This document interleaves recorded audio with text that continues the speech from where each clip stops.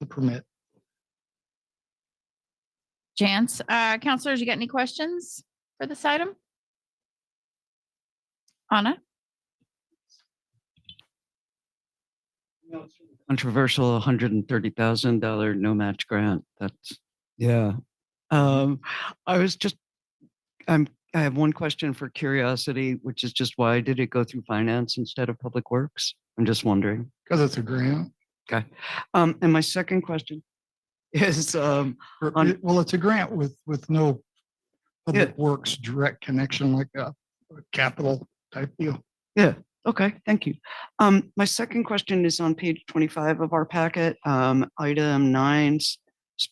One of the several things that this that you can use the funds for is structural stormwater controls program activities. And I was just wondering, could you give us an example or two of that? Well, structural controls could be anything to keep. I'm thinking about we need a place at our Oyster Bay facility with a roof. We can build structures to some degree if they're secondary containment or they're protective in a sense that doesn't fall into the world of a capital program project. So there's a threshold there. Other things are we can buy secondary containment, which are totally enclosed bins or sheds where we can put drums or barrels that have potential storm pollutants that we can keep out of the weather. Okay. Things like that. Thanks. I just looked at it and I couldn't figure it out for nothing. Okay, that's all my questions. Congratulations. Any other counselors have any questions on this item? Okay, how do we want to treat it? Consent it is. Thank you very much. Thank you.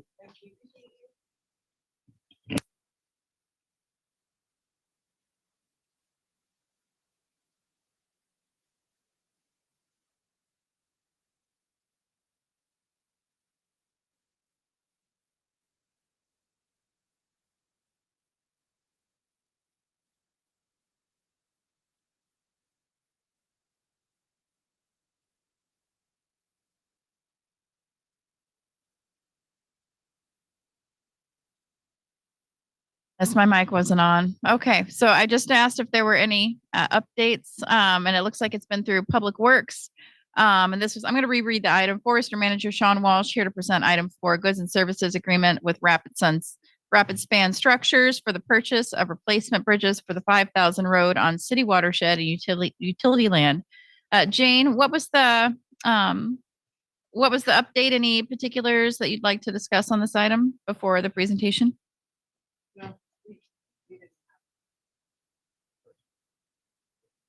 Okay, thank you. I'm just trying to make it go smoother so I can find out your thoughts before we get rolling on questions and such. Okay, Mr. Walsh, feel free to present. Thank you. If it's all right with council, I'll go ahead and share my screen.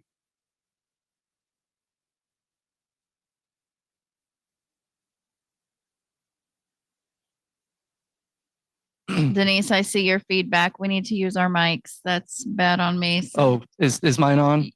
I have the green light. you're good to go. Thank you. So pictured here is the 5,000 road. The 5,000 road is our main access point for Casad Reservoir and the dam, as well as the rest of our utility lands. So the Forestry Division manages over 50 miles of forest road and stream crossings over our 8,000 acres. Including 2 bridges on the 5,000 road. In 2021, these bridges were inspected along with the other 7 that are on city land for structural integrity and by an engineer, and these were determined to need replacement. This contract is to purchase 2 replacement bridges and the associated infrastructure needed to install these bridges. There will be a separate contract to install the bridges, as well as the associated roadwork to improve the 5,000 road. So the overall goal of this project is to improve the 5,000 road so that we can access it with larger vehicles such as Type 2 fire engines and Type 3 wildland fire engines. This is vital for wildland firefighting access as well as overall city access to vital infrastructure. So we sent out a RFQ, a request for quotes in November, and we received 2 proposals. And the lowest responsive proposal was from Rapid Span Structures for a total cost of $275,352.17, which that includes both delivery to on-site as well as sales tax. And so with that, I'll go ahead and open it up for questions. Thank you very much. Counselors, questions? Okay. Sounds like you've thoroughly, Anna? You had questions about the pads on either side of the bridges during public works? Okay, and everything, yeah, okay, that's it. Thank you. Okay, how do we want to treat the item? Consent? Sounds good. Thank you very much. Thank you. Sean. All right, next up, we have 2 presenters together. We're gonna put item 5 and 6 together. Stuart Anderson and it's Building and Development Specialist 2, Stuart Anderson, and Fire Chief Pat McGanny and Fire Marshal Mike 6. And there's a strategic reason why we're putting these together. Basically, what we're doing is updating. I'm going to give part of your presentation for you, if that's all right. These building code updates are to align with the Washington State changes.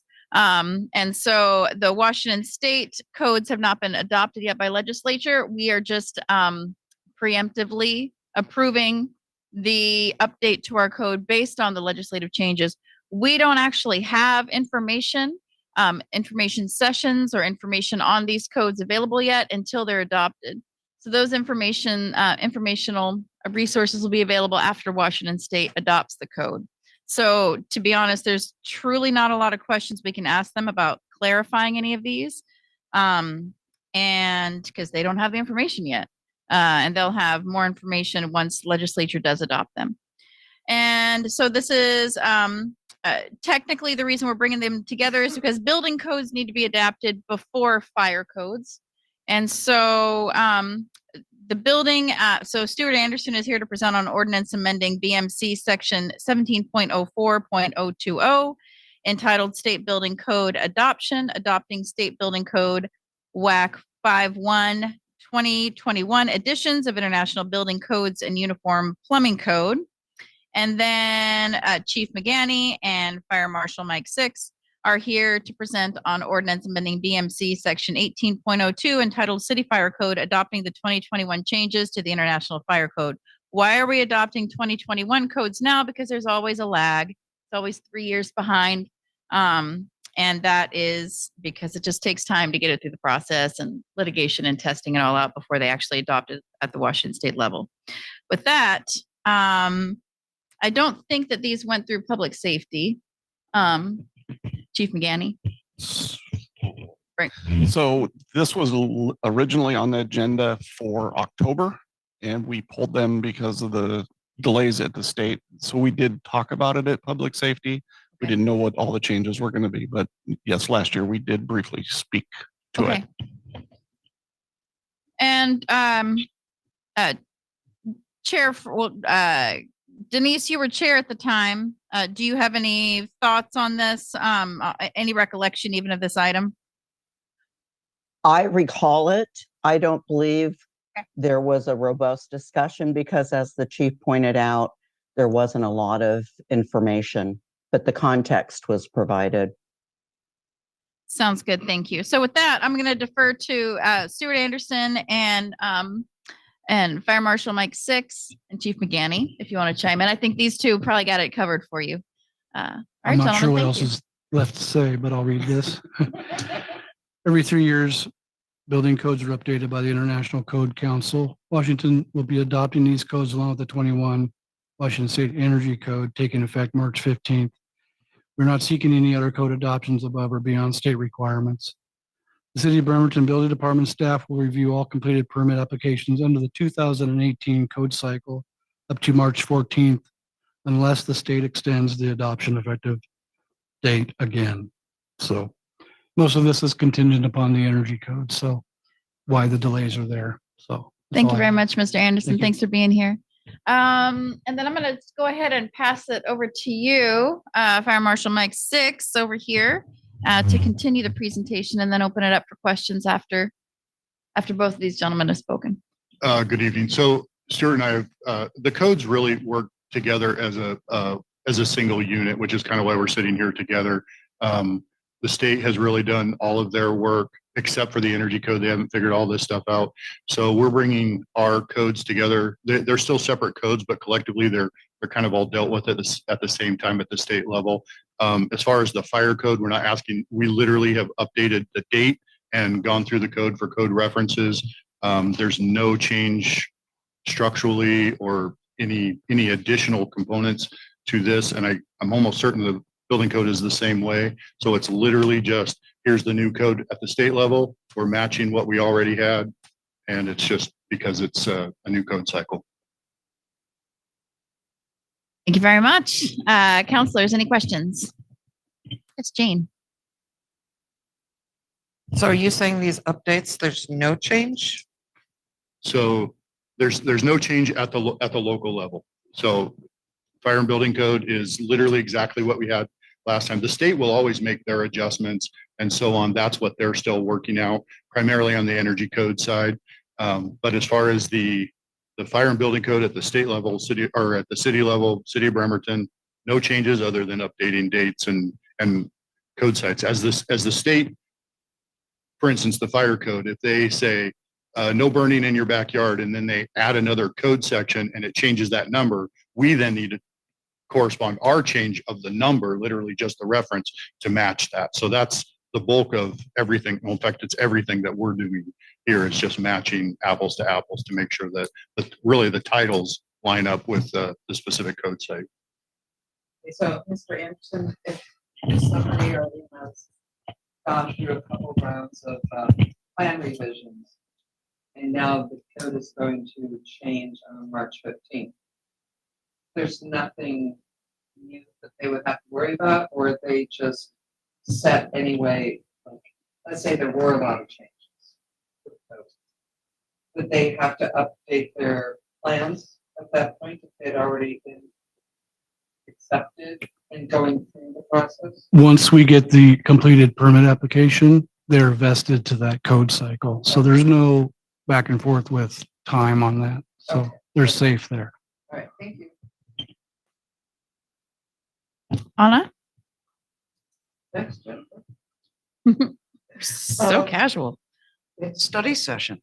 The Perfect. council president wished this. Stuart. So wasn't this the new building code brought before council in 2020 or 2021? The pandemic runs together for me a Well, the little. 2020, July of 2020 was to be adopted, but it was delayed due to the pandemic. This time it was supposed to in 2023 be adopted July 1 as well.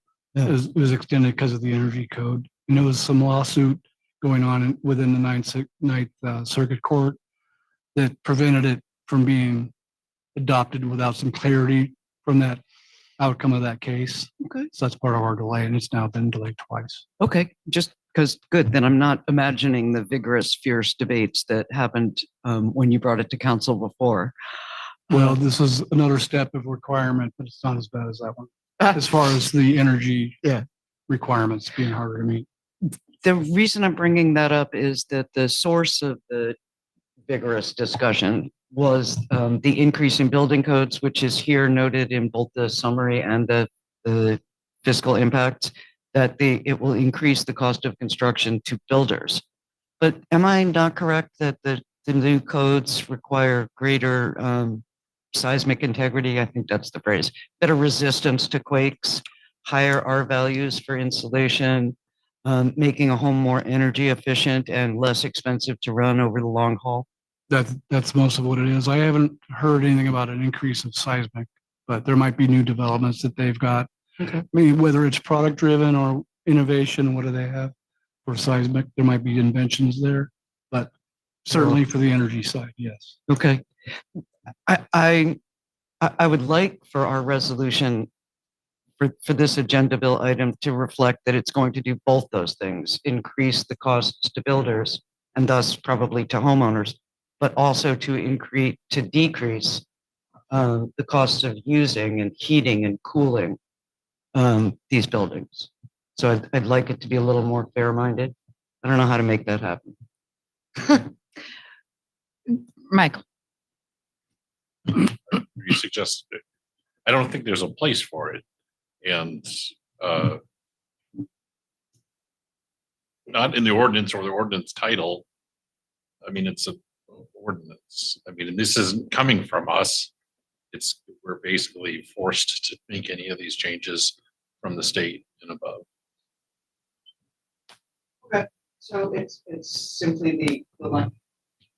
Denise, it's simply the language of the agenda bill, which will not pass forward into the resolution. Okay, then that would be a pointless quibble that would just add work hours. A pointed quibble that would just add work hours. Thanks. And Jane, I see you, but let me check in with the other counselors. Eric, do you have any questions for this? Oh, I was just about to. It's all resolved because Anna's withdrawing hers because I was going to do a counterpoint on the large savings for the codes. So All right. having to do with tighter houses and mold. Denise, do you have any questions for this item? I do not. Okay. All right. Jane, go right ahead. And I was going to go along with Eric because I don't think we can have a resolution where we're saying it's going to cost builders more, but it's going to save home buyers because maybe it's not. Maybe they get some, what they think is a super heat pump and it fails in 2 years. And so it doesn't cost more. So I don't think we as a body can make the promises that we can't personally keep. It's been a really, really long week. I'd like to reiterate that I have withdrawn my request the language in the agenda bill be amended. No problem. I got you. All right. Council, how should we treat this item? Consent. Mr. Anderson, thank you for coming down. Mr. Six, good to see you. Oh, one last thing. I was going to give him give you some information about Mr. Six has a Friday morning session. You did nothing wrong. 9 a.m. on Zoom. If you need that code, you just get a hold of the staff over at if you have any further questions. So usually. Careful which way. So if you have any questions about fire code, he has that resource. So get a hold of staff at the fire department. They'll send you the code for that. Okay, friends, we are moving at a fantastic pace. I love this. And no, I didn't, because I'm super excited about this next item. We have our fantastic planning manager, Garrett Jackson, here for an information only item. Items 1 and 2, preliminary review of comprehensive plan vision, goals and policies, and the comprehensive plan council district digests. We're just, this is going to be, it says item B2 requires public comment. So this item will be listed under general business. I feel like we already know that though. And with that, Mr. Jackson, take it away.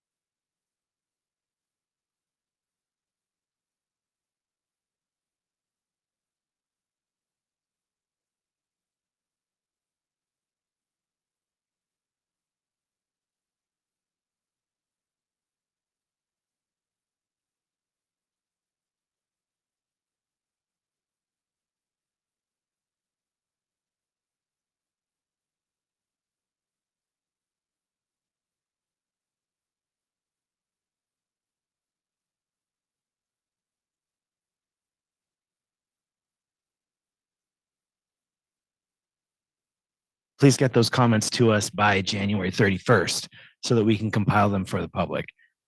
Did that come across okay? Thank you. Okay, so we'll compile those comments from City Council, and then the council can discuss all of those suggested changes on the 7th on which ones to forward to the Planning Commission. The Planning Commission will consider any City Council comments prior to them providing you with their final recommendation for the comprehensive plan update. So for all of those at home, what is a comprehensive plan update? And the comprehensive plan is the 20-year development plan for the city of Bremerton. So what are we going to do with housing, the environment, transportation, city services, and more? This is the 20-year plan that is going to guide development in the city over that time period. So some background in the jurisdictional authority. So who decides what's in your comprehensive plan? And that starts with the Growth Management Act, by the state of Washington. The state of Washington has a number of components that need to be included in the comprehensive plan. The Department of Commerce provides guidance to individual jurisdictions on the comp plan update. Next, the Puget Sound Regional Council. That's Kitsap, King, Pierce, and Snohomish counties band together to create the Puget Sound Regional Council, which comes up with guidance for all of those counties to follow. We also have the Kitsap Regional Coordinating Council, or KRCC. That's all jurisdictions within Kitsap County, including Kitsap County. And they coordinate to provide countywide planning policies or rules that every jurisdiction in Kitsap needs to follow.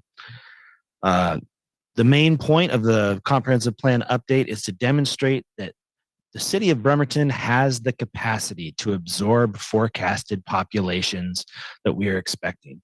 So the city is expecting to have an increase from where we're at now, about 45,000 persons, to about 64,000 people by the year 2044, and a little over 58,000 jobs. So that's an increase of 46% for population and 32% for jobs. So it's sizable. There's a couple of interesting components to our PSRC status as the city of Bremerton. Regionally, the city of Bremerton is important. We are a metropolitan city, which is on par with the city of Bellevue, Tacoma, Seattle, and Everett. We have a regionally significant manufacturing industrial center at the Bremerton Airport. It's officially known as the Puget Sound Industrial Center, and that's supposed to be a big job producer capable of absorbing 10,000 jobs.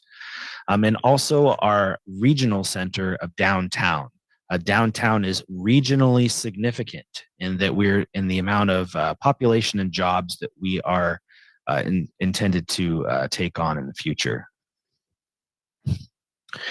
So our growth strategy for the city of Bremerton, how are we going to get to those 64,000 people and 58,000 jobs?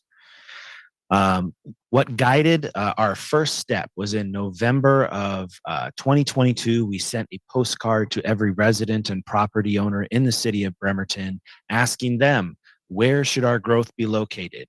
We gave 4 options. 1, existing centers like downtown, Wheaton Way, etc., the low density residential zone, or the low density residential zone, or should density be allocated citywide evenly?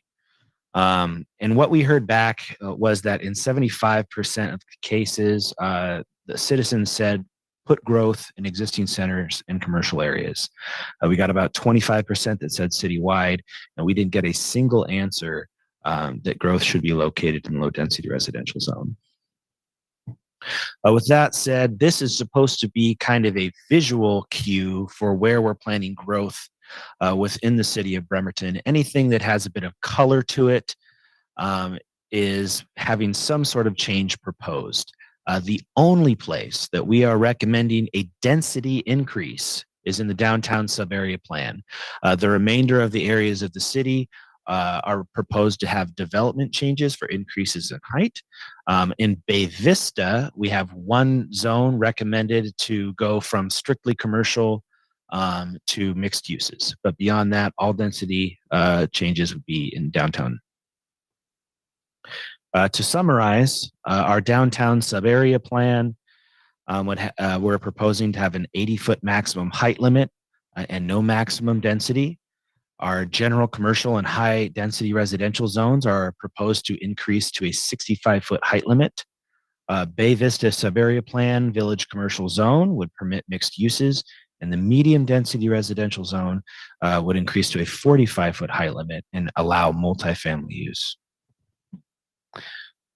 So downtown. Why downtown? So first of all, these are the existing downtown sub-area plan there on the left and the proposed downtown sub-area plan on the right. As you'll know, the existing sub-area plan is a little busier. It goes from allowing maximum heights of 35 feet to 80 feet to 60 feet to 50 feet in kind of a seesaw pattern across the downtown sub-area. It goes from minimum densities of 6 dwelling units per acre, which is the same as our low density residential zone, to no maximum density, to a maximum density of 20 dwelling units per acre, all within a short, fairly small geography.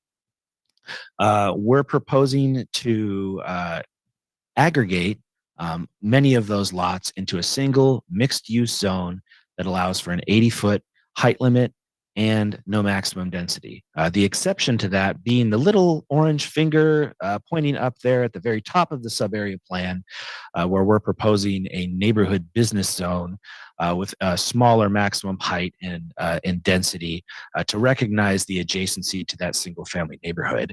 The most northern properties there would be around CJ's, if you're curious about the geography. So why downtown? It is recognized by the Puget Sound Regional Council as a metropolitan regional growth center per PSRC's Vision 2050, which is our guiding planning document.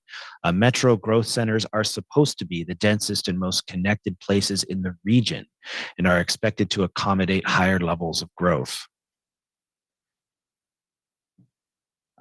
Once again, why downtown? The Kitsap Regional Coordinating Council designates CPPs, and their language on centers is that the growth in centers have significant regional benefits, including supporting multimodal transportation options, compact growth, and housing choices near jobs, climate goals, and access to opportunity. As important focal points for investment and development, centers represent a crucial opportunity to support equitable access to affordable housing, services, health, quality transit service, and employment, as well as to build on the community assets currently present in centers. Why downtown? It's within the existing vision of the downtown sub-area plan. That additional population will activate this area at all times of the day and achieve a vital 24-hour-a-day downtown. The primary goal will be to encourage people to linger, leave their cars behind, and explore beyond the first destination. Once again, why downtown? It's the existing infrastructure that has been put into the city already make this an ideal location.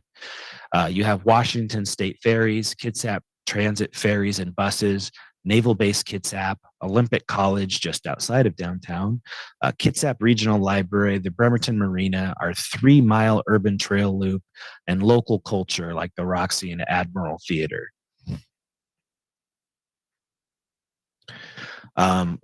We are expecting a high capacity transit route and an express route to Tacoma from the Bremerton Marina for high capacity transit up to Silverdale, and an express route to Tacoma, all from the Bremerton Marina. The Kitsap Transit has identified high capacity transit route from Silverdale to Bremerton in talks that we have had as the most likely to occur first within the next 20 years. Why downtown and the social equity? So Right now, there is a lot of single family, or there are single family houses downtown. There are zones that still somewhat promote single family homes downtown, and that can provide some inequity to the resources that downtown has. It's has our most transit. It's next to our largest employer. And it has many more amenities than the remainder of the city, concentrated into a smaller geographical area. By having single family homes be the beneficiaries of all that investment, less people can partake in that infrastructure that's been installed into the city already. A lot of projects, one being the Bill Mahan apartments downtown, were privately developed and are now converting to public ownership for low income and affordable housing. I know that Mills Crossing is not in downtown up above in that picture. However, there are other examples that we know of downtown that aren't quite public yet, where private construction is considering changing to public hands for affordable housing purposes. The Joint Compatibility Transportation Plan in their preferred alternative for ongoing and early actions includes increasing density in downtown Bremerton through land use changes.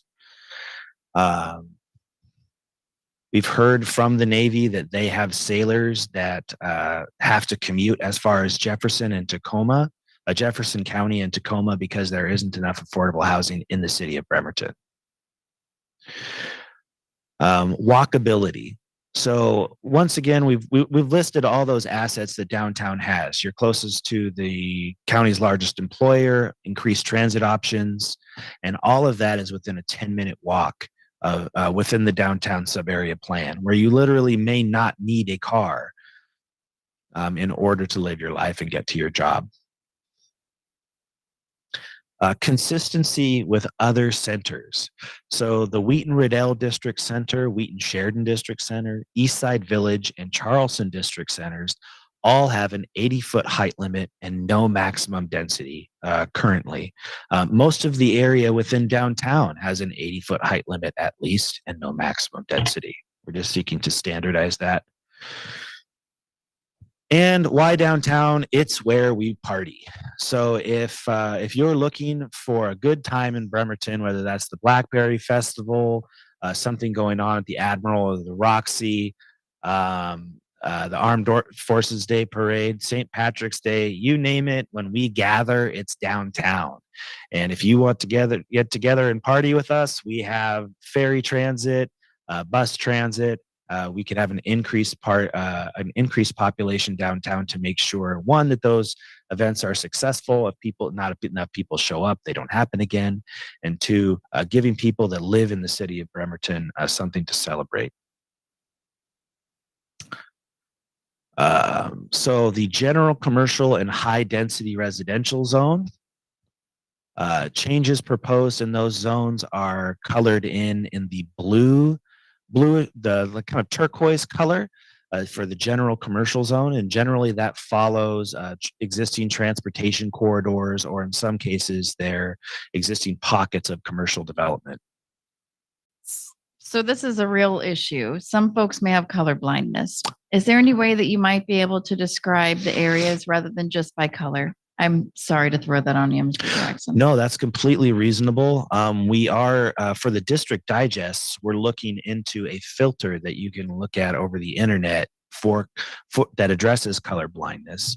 How can I say where these are located in the moment?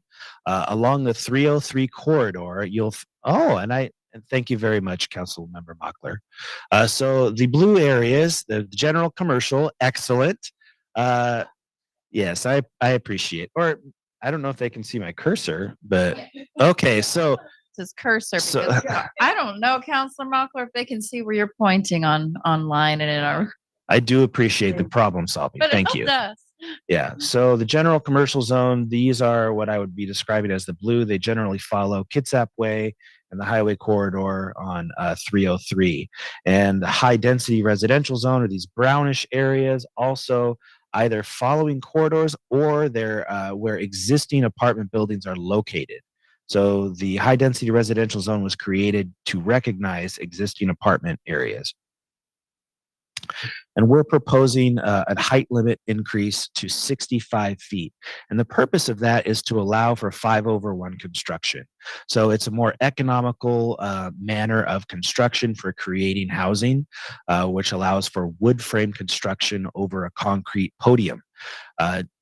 The general commercial zone currently has a 45-foot height limit. We're proposing to increase that to 65.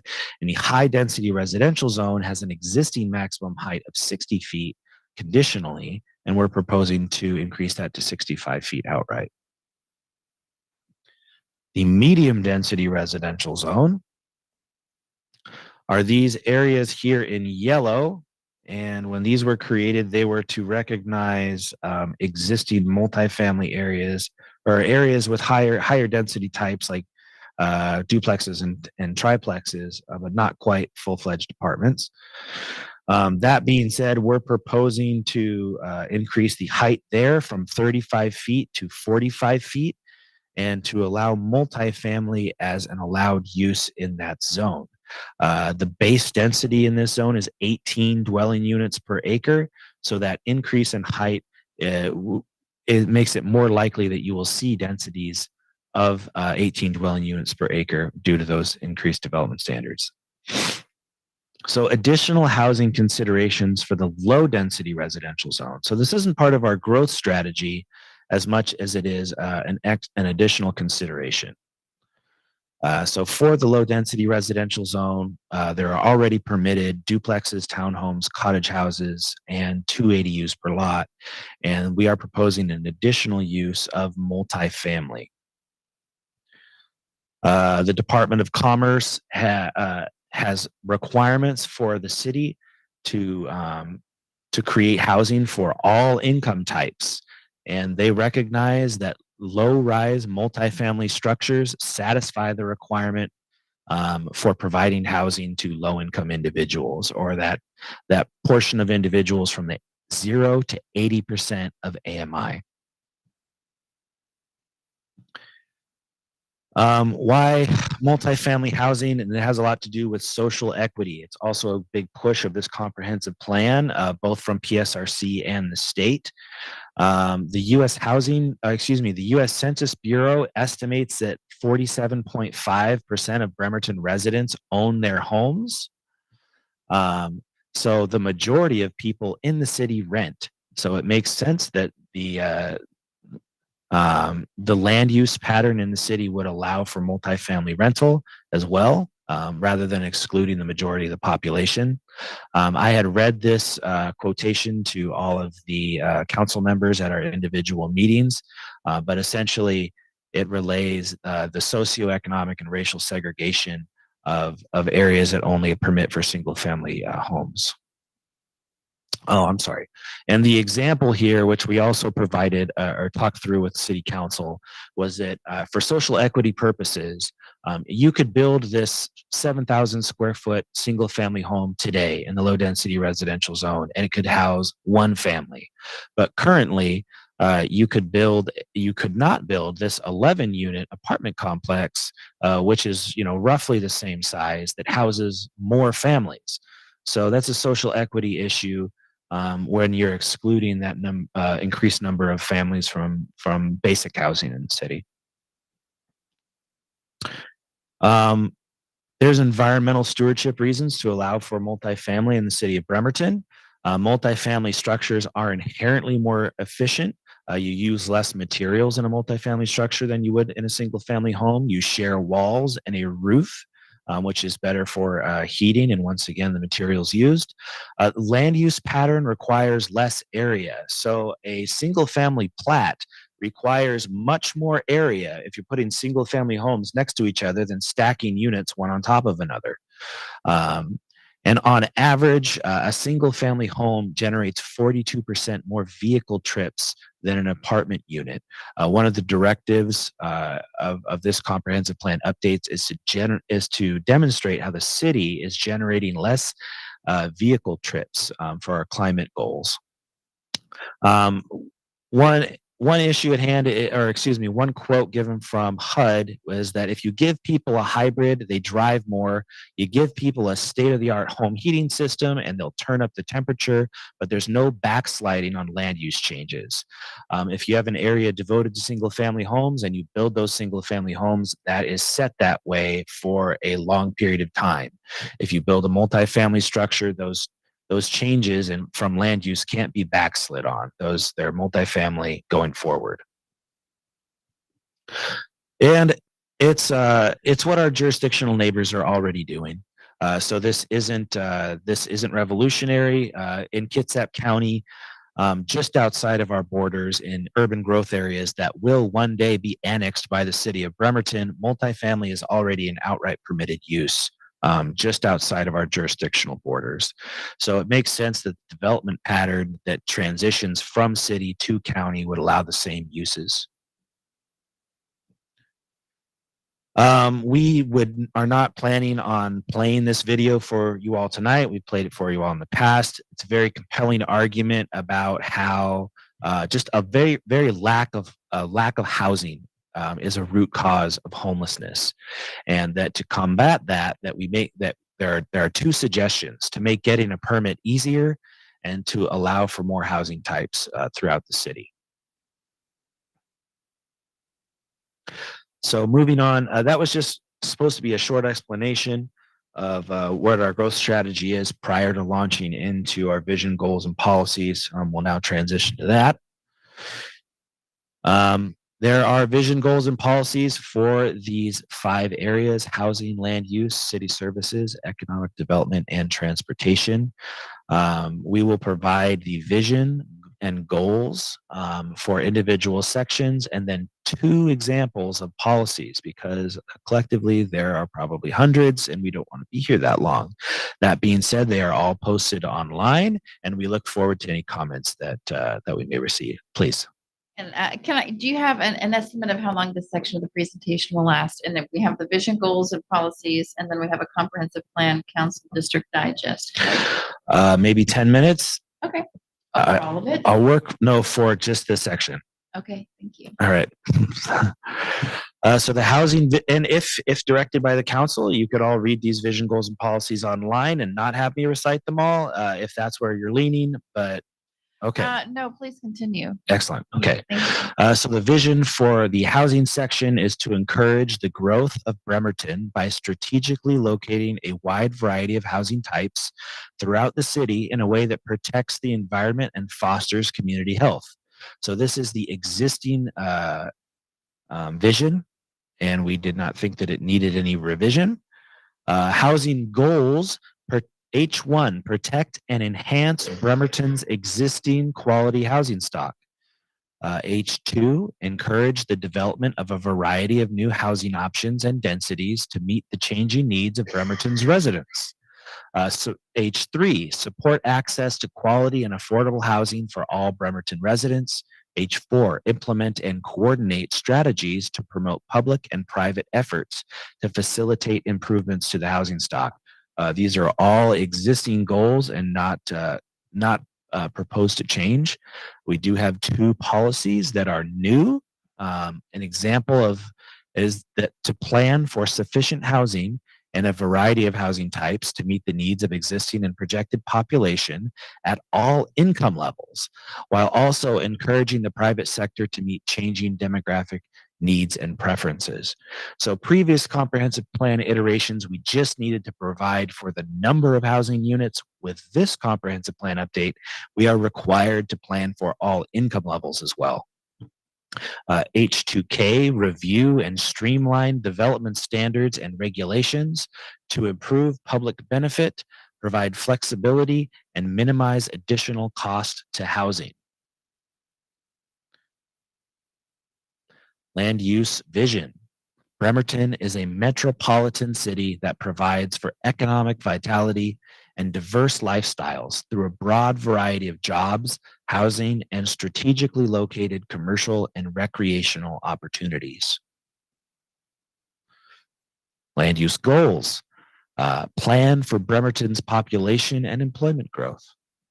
LU2, encourage economic development within the city. LU3, protect Bremerton's natural environment. LU4, promote community health by allowing opportunities for healthy lifestyle choices. Getting into specific policies that are new, support the design of transportation and infrastructure projects that promote and improve communities' physical, mental, and social health. For LU1 centers, plan for densities and prioritize investments that maximize benefits of transit investments in high capacity transit station areas that are expected to attract significant new population or employment growth.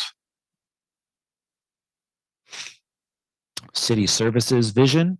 The city of Bremerton strives to deliver exemplary municipal services to our community when and where it is needed. City services goals.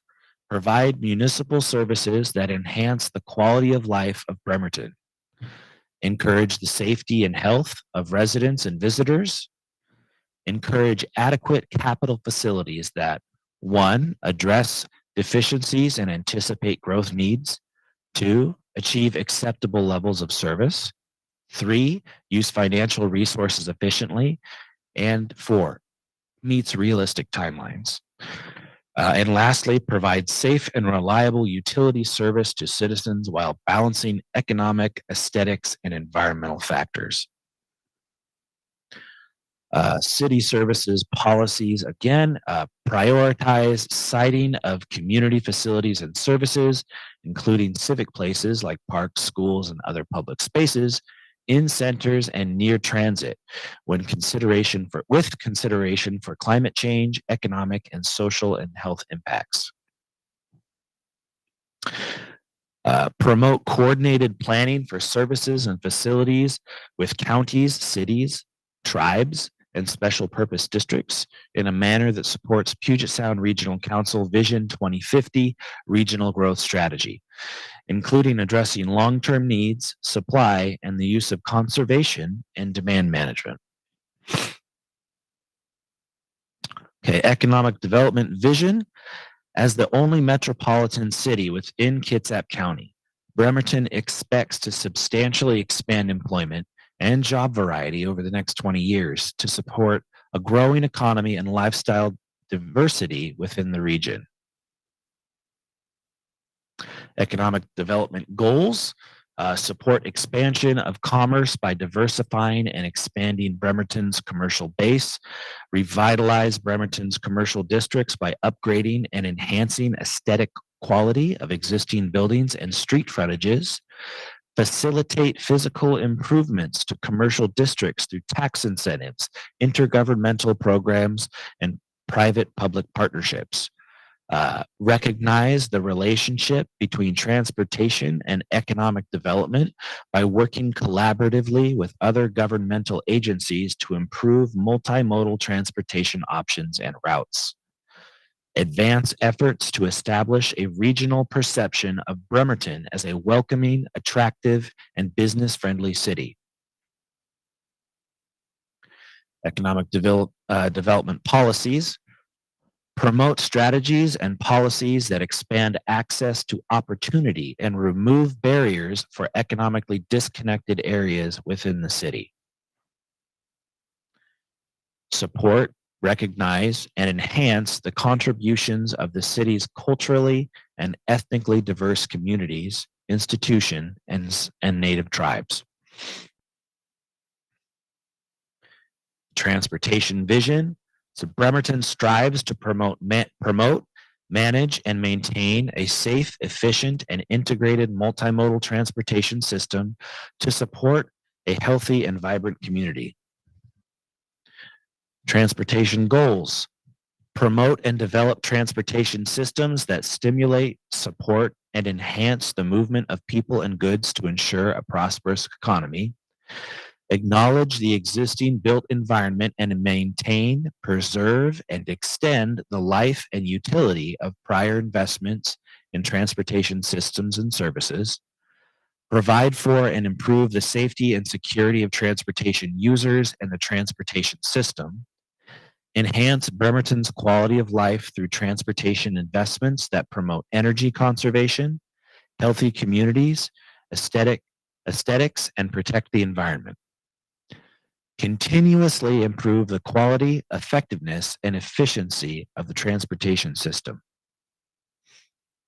Policies are to monitor and prepare for changes in transportation technologies and mobility patterns, and participate with PSRC and other regional entities to understand and contribute to implementation of regional plans for electric vehicle charging and accommodation of other alternative fuel sources, support installation of EV charging on private and public-owned properties.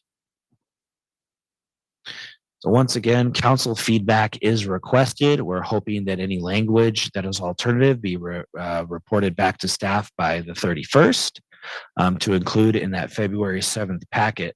I apologize for having to talk at you for so long. That was very, very rapid fire. I'm not sure there's an alternative way of doing it that is in the same succinct amount of time. So thank you for staying awake and being engaged.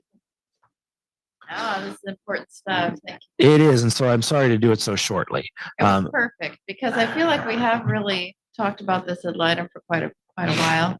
And so what I'd like to do you have anything else to summarize right now? Just very briefly that Yes. we've done an incredible amount of public outreach. Look at bremerton2044.com for all of these documents and additional information. This is a list of the community events that we have attended since the comprehensive plan effort has started. They are ongoing. And just for that fun little twist at the end, you can win a cup. If you submit a comment, people in the audience, submit a comment to the city of Bremerton, and you could win this lovely Yeti tumbler. Take it home with you in a thank you for participating with the comp plan update. And I'm done. I love it. Just a brief question. What if you're in a gated community and you win this cup? So I feel like you have some inside information there. Somebody in a gated community did win a cup.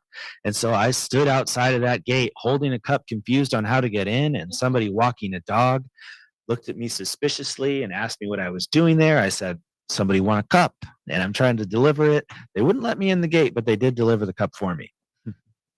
All right. Well, I'm excited. So I have one of these cups, but I maybe I'll win a second one because I also submitted a comment. But I don't think I'm in the running as a counselor. Okay, so counselors, here's the deal.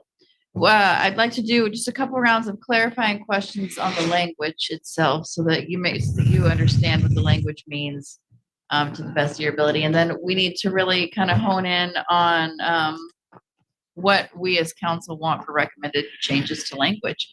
That's the next part of the discussion. So with that, and again, and Garrett's available to take all comments from counselors, so they can have feedback to take back to the planning commission. With that, I'll open it up for the first round of questions. Clarifying questions. All right, who's first? Nobody? Oh, okay. No real issues or questions, Garrett. Those are policies, but then I guess the ordinances that affect this addition of those policies will come later. Is that the goal? That's correct. The comprehensive plan update will come first, and then we'll discuss the implementation through zoning after it's adopted. So one of the things under the economics, I laud the efforts of addressing our current buildings, but I'm not sure you're going to come up with anything that's going to be effective with our fire code. So we do look to the Department of Commerce to help us with recommendations. So if these requirements are from the Department of Commerce and PSRC, and the Department of Commerce does regularly produce information on implementation-based items. So we'll always be looking to the Department of Commerce for that next best idea on how we can improve the city. with this comprehensive plan language, but implementation measures. But I'm not trying to take away from what you're saying, of course. And then, who came up with all this language? Was it the planning commission? Was it staff? Was it a combination? Or was this coming down from the Department of Commerce? It's a combination of all of those things. So the Department of Commerce and PSRC have checklists on what you need to include in your comprehensive plan update. Largely, the 2016 comprehensive plan had language addressing of a majority of those issues. This is more of a refresh of the comprehensive plan to make sure that our updated plan meets regional and state requirements. They were run by the Planning Commission for alterations. Is it after the fact that some entity in Olympia reviews our comprehensive plan to make sure it meets requirements, or? Yes. It's before we adopt. We have a 60-day comment period from the Department of Commerce. PSRC also reviews our comprehensive plan for consistency prior to adoption. Andre, you have a question? To tap onto that, we also get certification through PSRC for our transportation element. So all the work on the transportation piece of it, we actually get a certification from PSRC that we are in compliance with all the regional documents as well. So that comes after we adopt. They are participating as we undergo this process, but we'll get certification.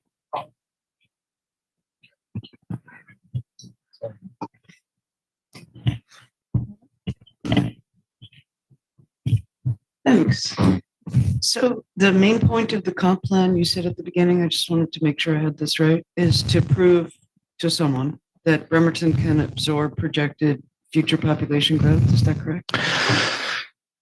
There are many elements that need to be included in our comprehensive plan update, but those are what has changed most substantially. That, and there's some climate change options that we've needed to incorporate in the comp plan update as well. Okay, and that's proving to all of the agencies that you and Eric were just discussing, the That we share the same goals. Commerce, Yes, PSRC, KRCC. that's as regional and statewide goals are being met. Yep. Okay. And then my next question was, we have just the one high capacity transit center in Bremerton at this time. It's the ferry terminal and associated bus loading and unloading zones. So it'll be a process between our Public Works Department and Kitsap Transit to identify where those stations are. They say the most obvious ones would be the two existing transit centers, the one at the marina, like you were saying, and then the new transit center up on Wheaton Way. And that likely ones that will fill in over time will be potentially at 6th and Warren, Sheridan and Wheaton, and Sylvan and Wheaton. But those are, and they're not actually high capacity transit centers until the bus routes get there once every 15 minutes. So that's what high capacity transit is. Yes. A bus will be there every 15 minutes or less.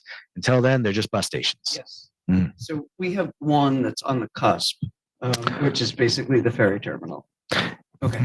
I was wondering, I have no problem with your plans for downtown, but I was wondering, I know that the shipyard had compelling objections to, 606 Burwell being high enough that portions of the shipyard could be viewed.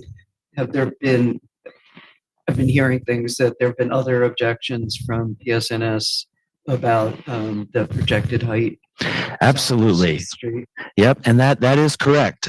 We had been working with Naval Base Kitsap on our downtown sub-area plan. This started with a joint joint land use compatibility study back in, I think it was 2015, where we essentially told the Navy, we're going to work with you on providing a plan that works for everybody. And so we're working on that with this comprehensive plan update. We had come to agreement with the Navy on implementation measures for our downtown, where they were going to approve. We're good to go. But then our planning commission wanted changes to that language. And so we made those changes, and it's back in the Navy's court. So we're very much in continued conversations. I spoke with Allison Satter, our liaison, on Monday. We have another meeting planned for next week to discuss this. They seem very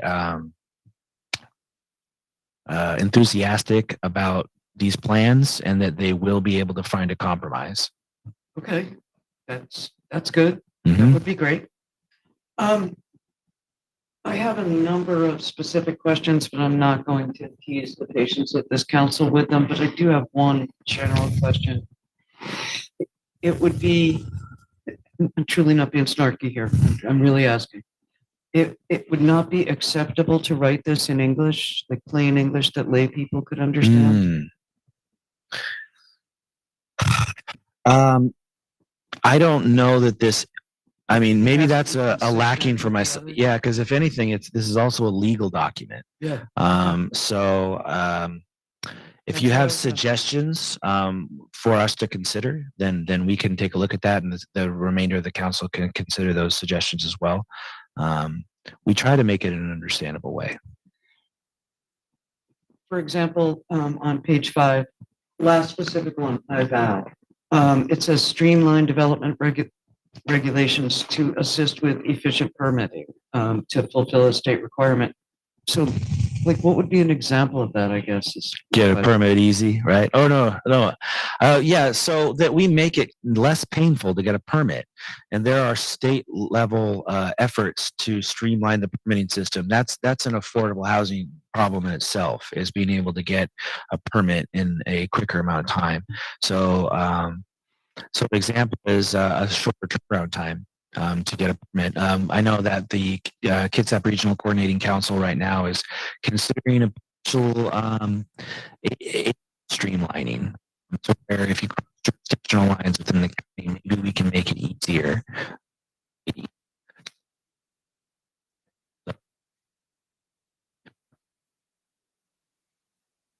So if we email you, you could give us examples of other language that, you know, is difficult to understand?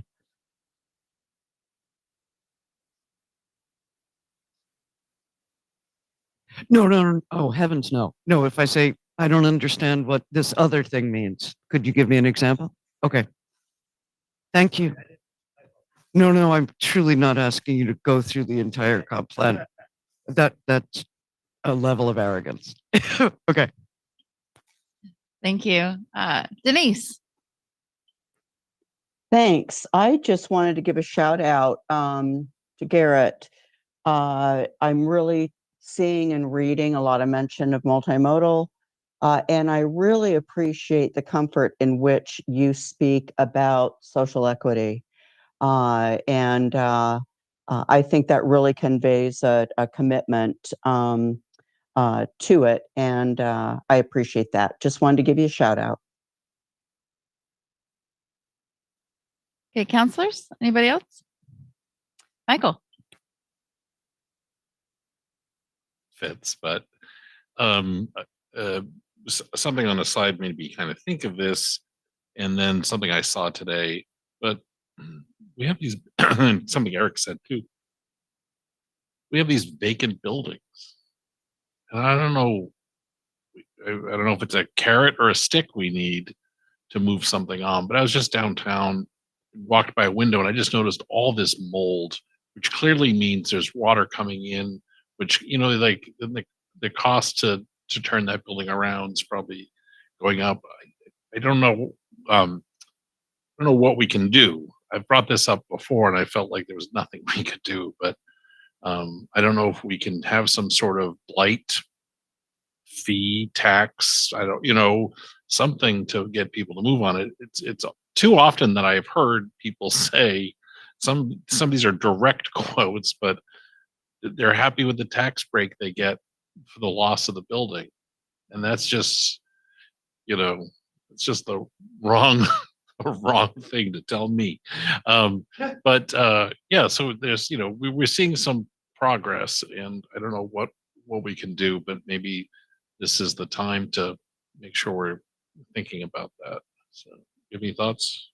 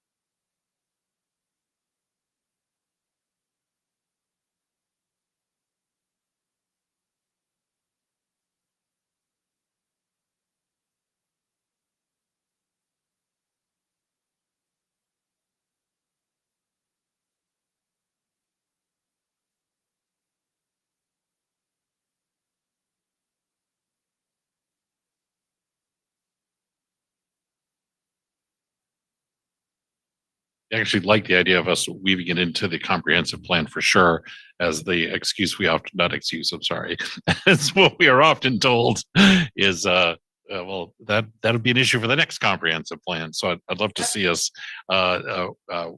work that in. It just seems like it's a reward for these folks who've sat on these buildings to finally cash in when the market has turned enough for them to make somebody who's going to be able to tear it down and build an 8-story building or something like that. So I just like to light a fire where we can. So that's all I have. Michael, Jane. So Garrett, I'm not sure if this document is the place to do it or when you update everything afterwards, our codes. But there's always been something that bothered me and other people about sometimes I guess it would be your ordinance will say like the intent of this is to do blah, blah, blah. But then a developer comes in and says, well, it's the intent, but it doesn't say we have to. And I don't know if that's something that we can make more clear in this update. Like, what is the difference between a policy, a goal, and intent, prioritizing? And because I think a lot of us went through a couple of these updates now thinking that we had guided the city in a certain way, and it didn't happen just because the language wasn't strong enough. Yeah, they're here. Okay, so correct me if I'm wrong, city attorney, and I don't expect you to know all things in the law at all points today. But is my understanding that the intent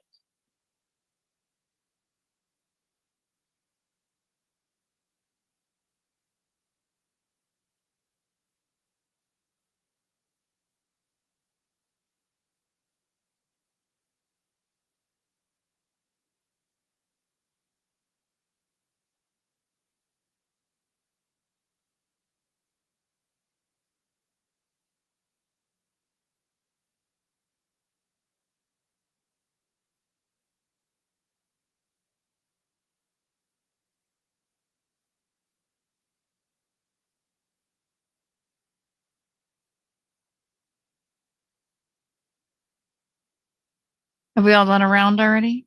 Okay. I don't have any overarching questions. Just basically what I heard Anna talk about was, and what you kind of explained is that you're still in talks with the shipyard regarding the height. And so that's not, that portion of the plan is kind of still TBD until approved, but you're feeling confident about that?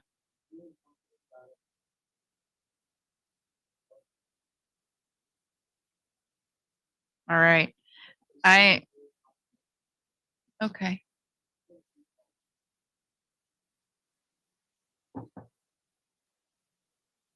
Okay. And just to kind of reiterate, you talked about the state. Can you kind of tell me a little bit more about the state's push towards housing equity?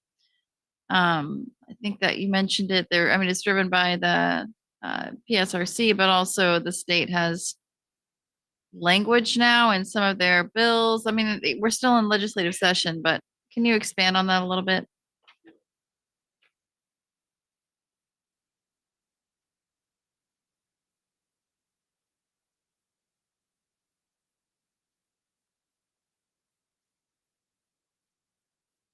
Mm.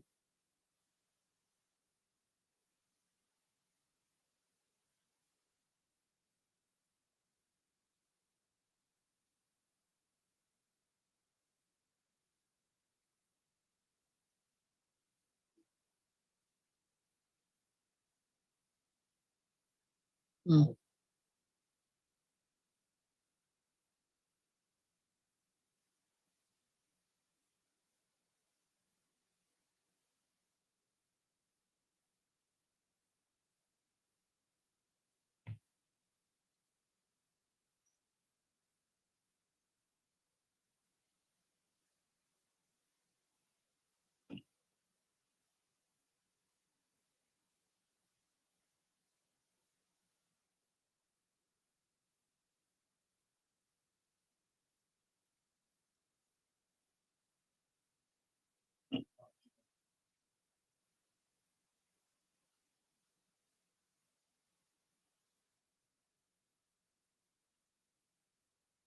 So we are driven by legislature in a lot of ways to increase our density and to increase the housing types that we're providing in all of our neighborhoods. Is that part of it?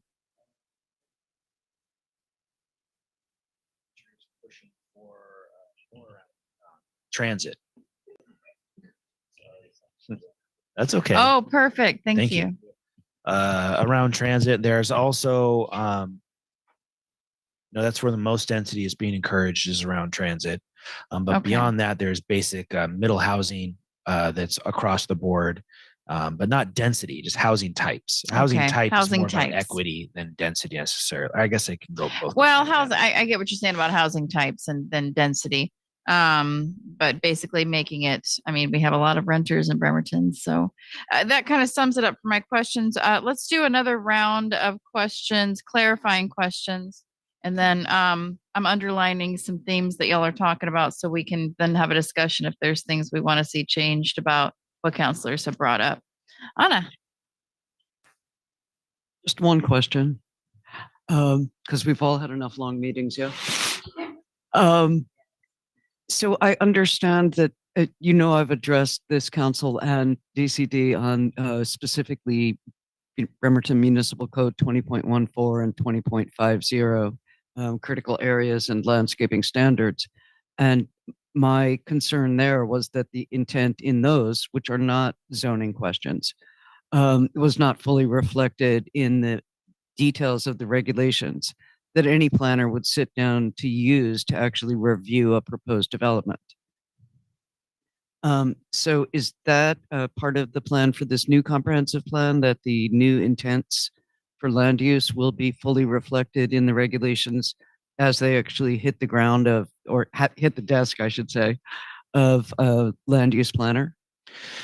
There are City planner added comprehensive plan components addressing climate change. For instance, like reforestation, like trying to get an increased or maintaining or increasing the urban canopy. So the comprehensive plan is more like the intent, as Councilmember Rebelowski was saying. The zoning code will absolutely have reflective language of these comprehensive plan intent. The downtown sub-area plan, for instance, we're planning on proposing for increased tree canopy because urban heat islands are a concern.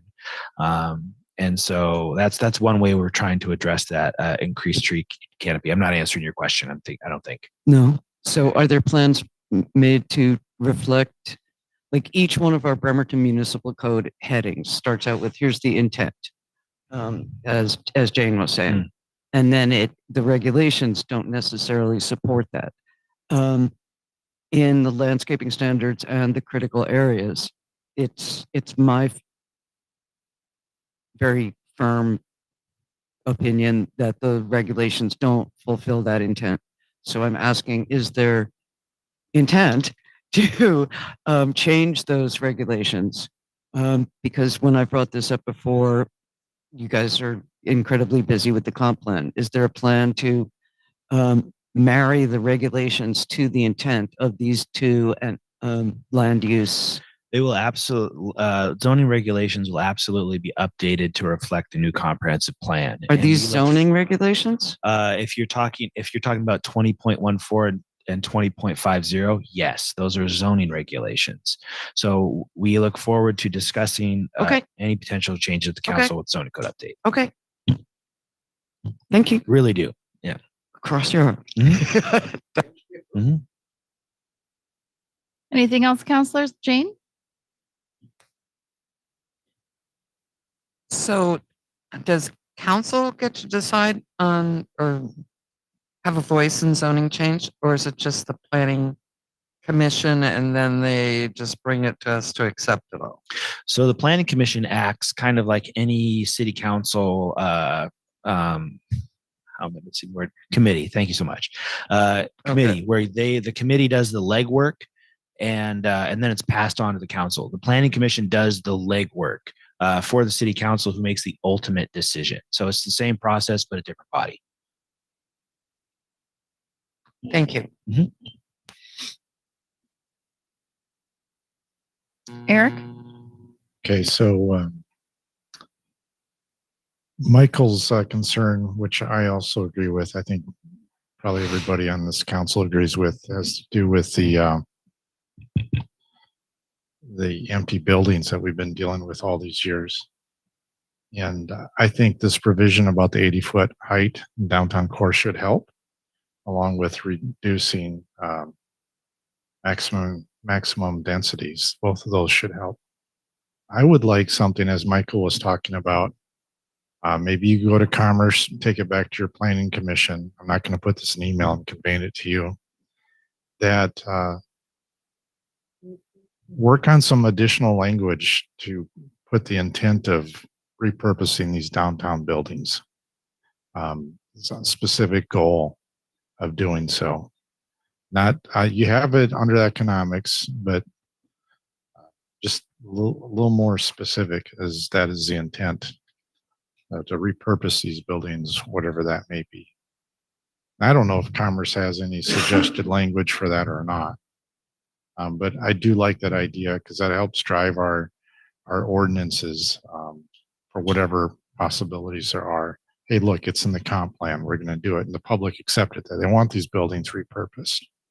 I know you have to work within the constrictions of fire code and all that stuff. I get it. But I would like to have that down there in writing that we want this done. I'm seeing nothing but nodding heads. Okay. Okay, well, hey, there's a temperature you can gauge right there. Mhm. Denise, do you have any other thoughts? I'm just looking at you, just checking No, on you. couldn't agree more. Downtown needs to be revitalized, and without addressing those old buildings, it's going to look pretty patchwork. So it'd be great to get that noted in here. Michael, do you have any other final clarifying questions? Okay.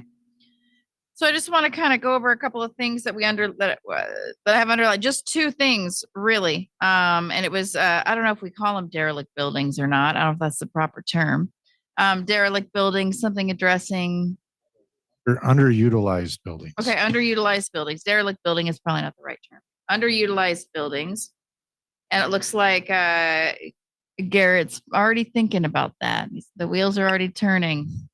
And then the other thing that was underlined was Counselor Mockler talked about plain English. And so is that something we need to explore for recommendation for no? Council? I'm just checking in. As I underlined, it was a request. Okay. And so yeah. Okay. And so with that, council, do we have any I'm reading underutilized at the same time. Any other items or any other changes that we'd like to recommend? What was that? Twice. And my understanding on zoning is that zoning, that happens later. That's something else that we approve. So that zoning is going to be recommended by, so if we're taking this back to the planning commission, the zoning is going to happen after the adoption of the plan. And so what you're specifically asking about is the 20.14 and 20.50. Any update to that language where it talks about intent, and any other points in our zoning recommendations where it talks about intent to make it a little more direct and clear. Okay, so I've got those two items. So we talked about the word intent, that council, the rest of council here. Do you understand what we're saying now when we talk about intent being kind of like you may do this, you may do that? Okay. Miss, can I defer to Miss Spencer back there?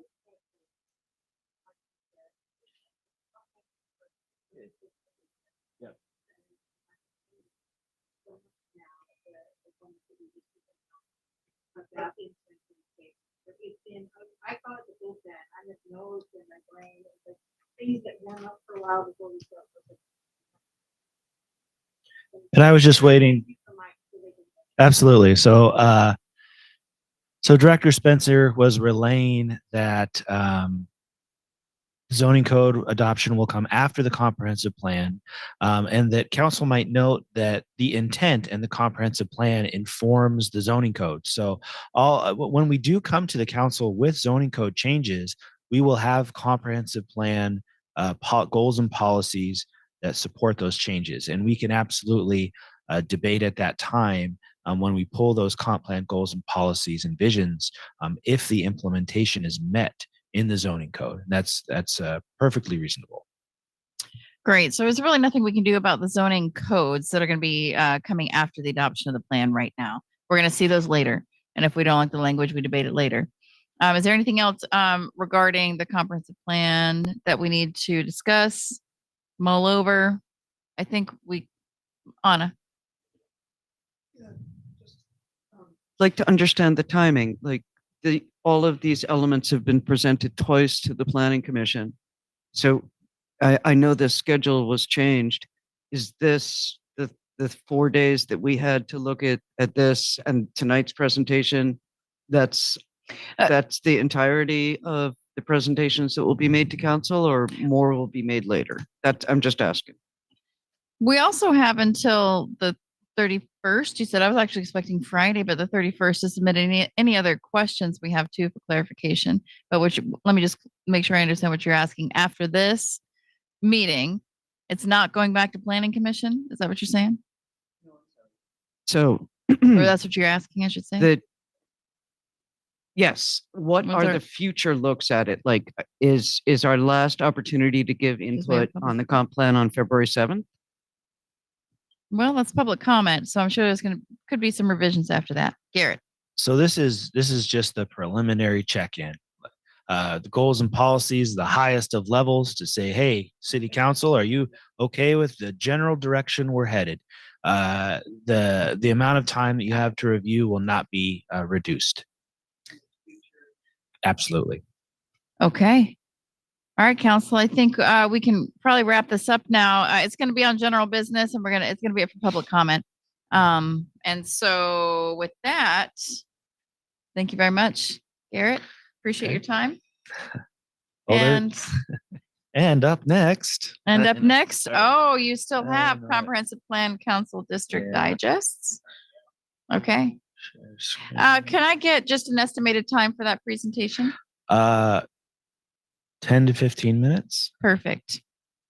I am just trying to exit out of that one. It is. And so this is just more of a recap of what your suggestions were generalized. So I am, once Microsoft complies, so will I. Specific recommendations will include with the revised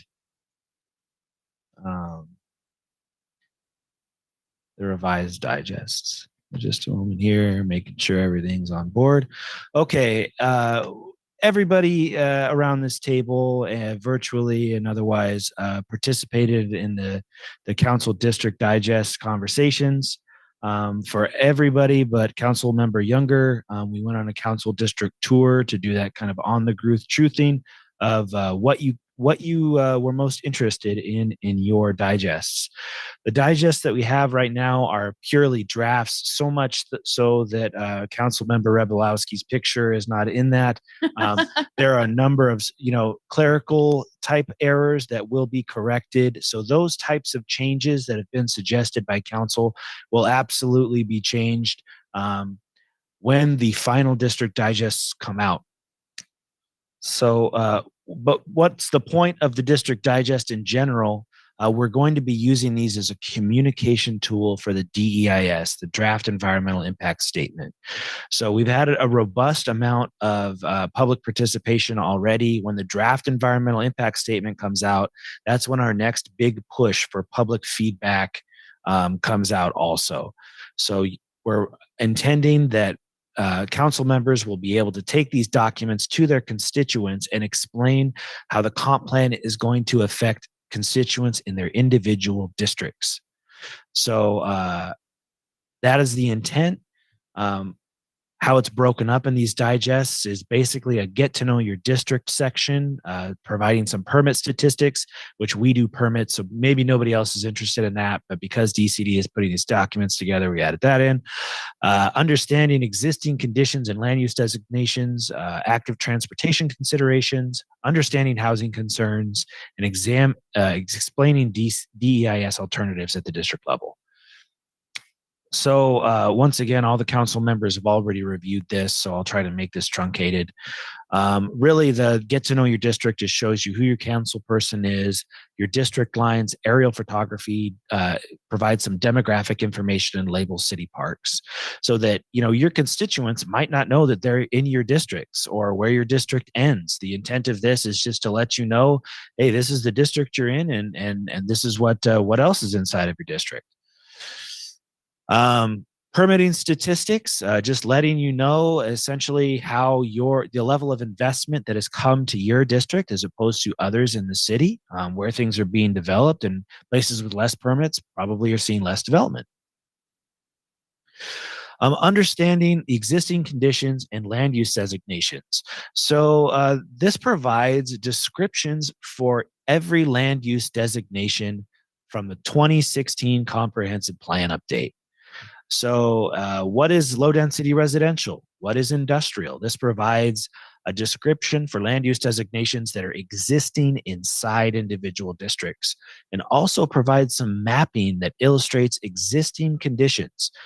There are two examples here on the left, one of existing housing types, which illustrates that in most districts throughout the city, regardless of what land use designation you have, generally there are single family homes mixed in with duplexes and multifamily apartments already. And then additionally, some other interesting aspects like what year was your building constructed? If you're wanting to see the general age of buildings in your area. A lot more maps that provide some illustrative examples. The active transportation plan, formerly known as the non-motorized plan, this is a portion of the comprehensive plan that is now called the active transportation plan, and it describes bicycle and pedestrian movement within the city. This is just a placeholder right now in the district digest. We're going to be updating this to include more information. Housing concerns. We have a fairly large portion of the district digest explaining housing and why these changes are coming. You know, how does needs for housing affect the environment, state legislation, what is high capacity transit, and how does it all intersect with current homelessness issues? So essentially, the city is providing more of a roadmap on how to provide housing from an emergency shelter down to market housing, and that the comp plan needs to demonstrate we've accounted for all of those. And then just describing each alternative, each of the three alternatives that we have preliminarily for the DEIS, draft environmental impact statement. So beyond just a basic verbal description, we also provide mapping that shows the existing conditions on the far left, and then in red, any changes that are proposed to be made. So it's supposed to be very easily understood where these changes will occur and what they're meant for these alternatives. Our district tours were a lot of fun. It was great to know each council member, and it's always important to go out into the world and see what's actually there rather than being in a cubicle and trying to figure it out from that vantage point. There's exciting things happening in every district, and we tried to provide a general summary of what the council member was interested in conveying to the public, or that they want in these district digests. And so we tried to identify both assets and vision/possibilities for each district. For District 1, then asset is that it demonstrates that a variety of housing types can coexist seamlessly in neighborhoods. A number of city parks that have a wide variety of recreational opportunities throughout District 1. The vision and possibilities for that district would be that the active transportation plan would connect neighborhoods to parks and schools. And implementation of that could include increased sidewalks and bike lanes, especially on Pine Road. District 2, many assets there. 3 city growth centers located in District 2, the Wheaton Riddell Center, Wheaton Sylvan Center, and the East Side Village, all in District 2. The Highway 303 corridor, where future high-capacity transit network will be located, and ongoing prominent new construction projects in District 2. Vision and possibilities for District 2. We have increased recreational opportunities within the district and their alignment with the active transportation plan. So not only having recreation, but those paths that connect them. To maintain a good relationship with business and the development community, and to increase communication with new projects as they come forward. For District 3, that would include for assets, that it includes the city's metropolitan regional center, vibrant neighborhood scale commercial in Minette, and good transportation access, including connections to Seattle. For vision and possibility, that they support economic growth in the downtown regional center, support a variety of active transportation projects, including visual and physical connections from neighborhoods to shorelines. For District 4, assets include the city's metropolitan regional center as well. So that's west of Warren for the most part. And educational facilities like Bremerton High School and Olympic College, existing street ends with shoreline access potential, developed with an existing variety of housing types as well, and a number of city parks throughout the district. For the vision and possibility of this district, there's an increased active transportation, kind of popular with all council members, in support of schools and community assets like the Bremerton Food Line. Improvement of street ends to increase shoreline access, and improvements to existing park facilities, and increase public meeting spaces, increased opportunities for additional commercial uses also.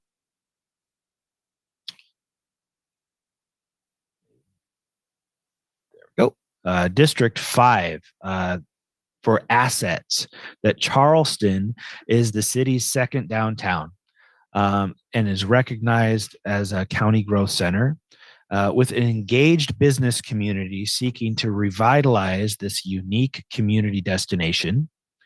The resident population at Naval Base Kitsap is also an important part of this district. And the vision would be that continue support for the redevelopment and public investment of Charleston, to strengthen active transportation plan connections between Charleston, Naval Base Kitsap, and downtown. Increase wayfinding signage to communicate shopping, dining, and other experiences within Charleston. District 6 has a number of caring citizens that support one another through seed gardens, small libraries, and community events. The district contains various developed housing types that complement community character. And the vision would be that the active transportation plan support connections between neighborhoods, parks, and schools, and increase traffic calming measures, especially in neighborhoods. Improvements to community parks to ensure recreational opportunities for residents, and seeking stronger connections for public to interact with new commercial uses.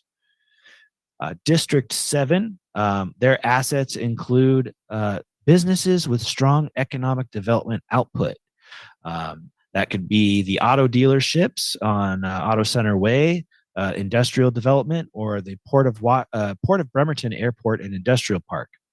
The district also has some of the city's highest new housing production. And the vision and possibilities continue support for business and economic and housing development within that district, and ensure active transportation plan has connectivity to Nat Park. So if there are items that beyond the clerical things that I assure you will be addressed, I'd be happy to take on more from council if we haven't summarized those correctly. Thank you, Garrett. Counselors, how do you feel about emailing Garrett if you have any suggestions for changes to your specific districts? Because I'm not in any position to talk about Anna's or Eric's or anything. Okay, you do have caring citizens. We all have caring citizens, but that is no. Yes, Miss Spencer. So when we actually have the vision solutions done, we will be sending those to you to review. So Thank you. just want to just like the first, like, did we get it right and who was correct? Okay. And so what Miss Spencer is just saying is these are the drafts, and she's going to send us when she has a better draft, she's going to send us that for approval. Go in the right direction for the vision board. The vision board was something that grew out of the and we don't know if we got the most correct. I think we all want to have caring citizens added to it. No. We yes, Anna. Very happy to email Mr. Jackson my comments on these if he will email us this presentation. Okay. Yeah. Is it? Yeah. I don't think it's in the packets, but that's okay. Easy to do. Yeah. Thank you so much. Mhm. Thank you very much. Folks, I know that thank you very much, Mr. Jackson. We are just moving right along really at a really great pace, but what I don't want to do is jinx us, but what I do want to do is take a very quick break. Just a 5-minute break. All we have left is we have the end. We have our council rep.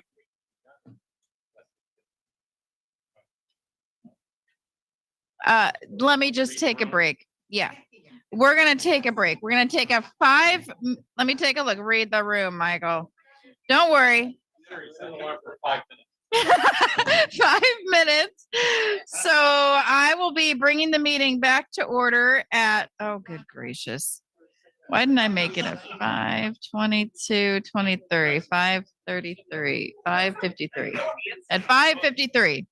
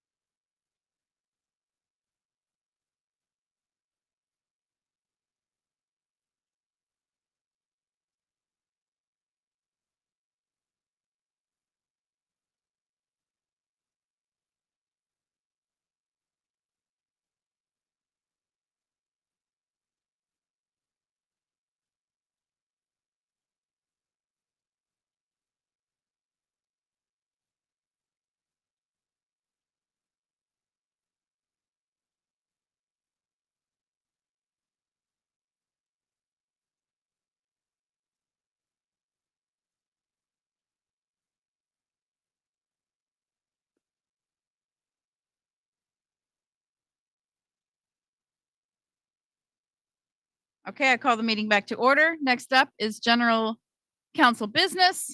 First item, quick discussion of the AWC Action Day conference and goals. We have Anna and Jeff attending the conference. I'll be joining them on Thursday for the Hill.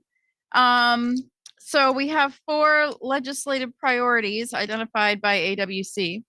Help recruit and retain police officers for public safety, continue investing in infrastructure, revise the arbitrary property tax cap, which is worth reading, and provide behavioral health resources. So part of this discussion is when we're up there, we need to get direction from council as to what our priorities are going to be. And and they're going to have to, in a sense, align with AWC priorities, right? So can we have I would like to keep this under 10 minutes if possible, but can we have a quick discussion on what we feel as council would be a good direction for what we're lobbying for, right? Because maybe some of these don't apply, maybe they do apply to us. So I'm gonna just open it up.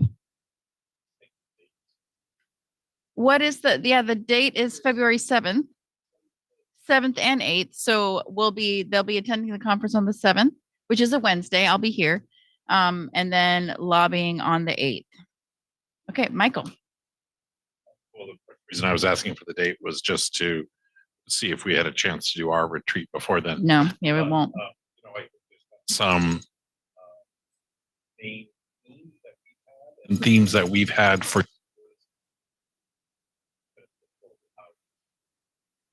health.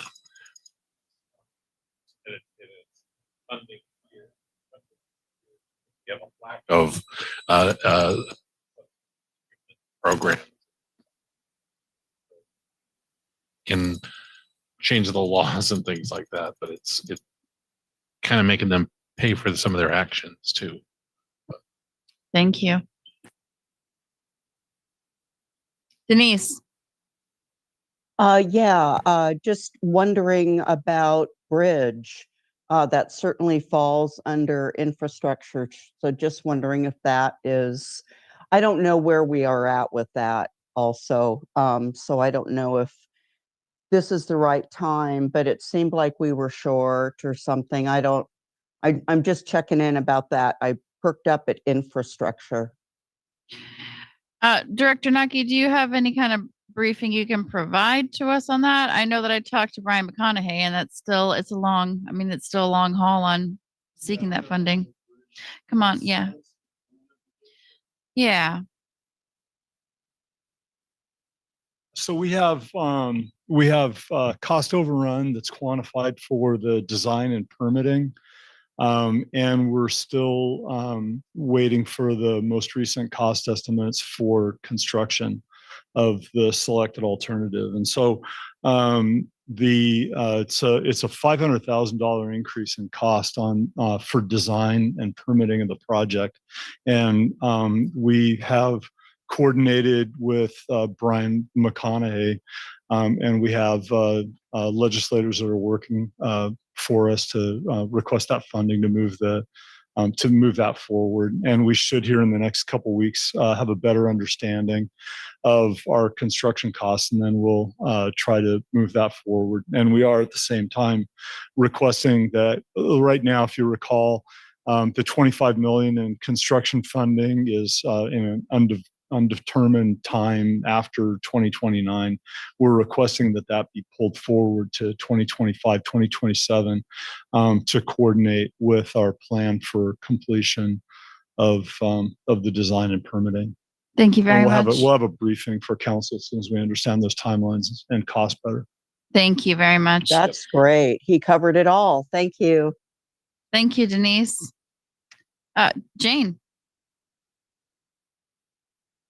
Well, I second Michael, and we need to get more mental health facility dollars in Kitsap County or the Olympic Peninsula as a whole. We're very lacking in that. And more money for active transportation. I mean, every single area needs it. If we're a growing city, we have to have more active transportation dollars. Thank you. Anna. I highlighted things in the AWC legislative priorities, city legislative priorities, which is the final document in our packet. The first, under help recruit and retain police officers for public safety, I highlighted related programs like behavioral health co-response teams. I like the whole thing of revise the arbitrary property tax cap, and it's something that's come up for this council often. Under continue investing in infrastructure, pedestrian and bicycle friendly activities are covered by the final phrase in that, which is improve access to Climate Commitment Act funding, which is a lot of funding, including direct distributions for city priorities that support carbon reduction and climate resiliency. I'm using their language because it, just for consistent. And finally, under behavioral health resources, help communities establish alternative response programs like co-responder programs, diversion programs, and others that provide options beyond law enforcement to help people, experiencing behavioral health challenges. And so that way we can align with AWC and align, I believe, with this council. Last year, there was affordable housing as a huge priority. This year, it's not even on there. Right. Okay, all done. Thank you. Eric, thoughts?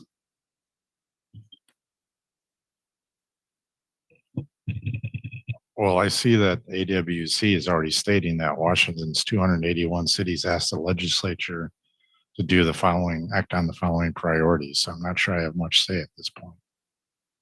I have read the document, and in general, I'm in agreement, and I'm not going to nitpick. There's some things that I don't, but in general, it's all fine.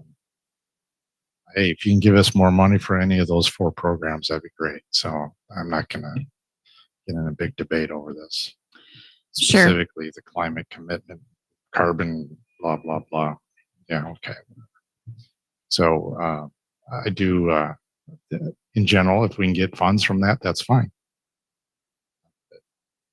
I'm not an expert in the Climate Commitment Act funding, I guess is what I'm getting at. So I'm good with it. Okay.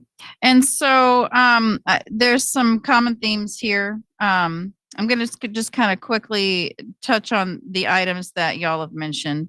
So affordable housing not on here, which I'm wondering if that's something, while it's not with the AWC, is that something we need to also lobby for at the same time? A couple mentions of mental health, behavioral health. So there are specific asks, substance abuse treatment, alternative response programs. We also have, well, we talked about active transportation.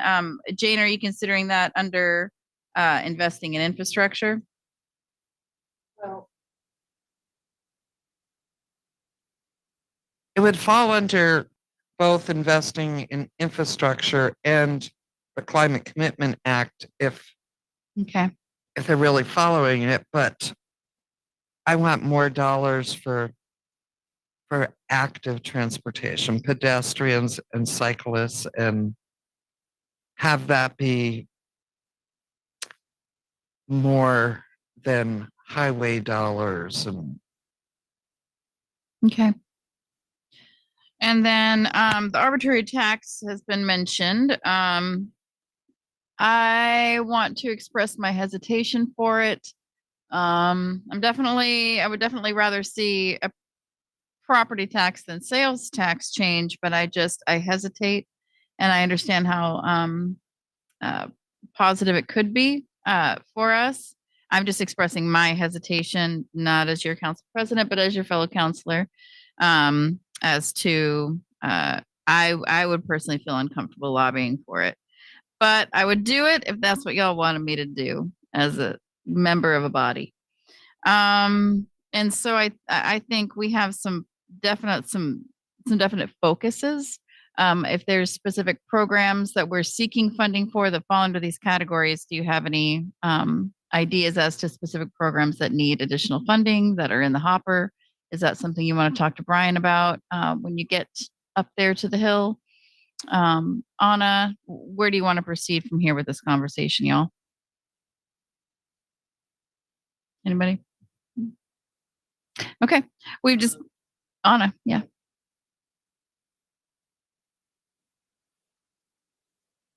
I'd like to stop and think about that, but I'm just asking you, are we okay with the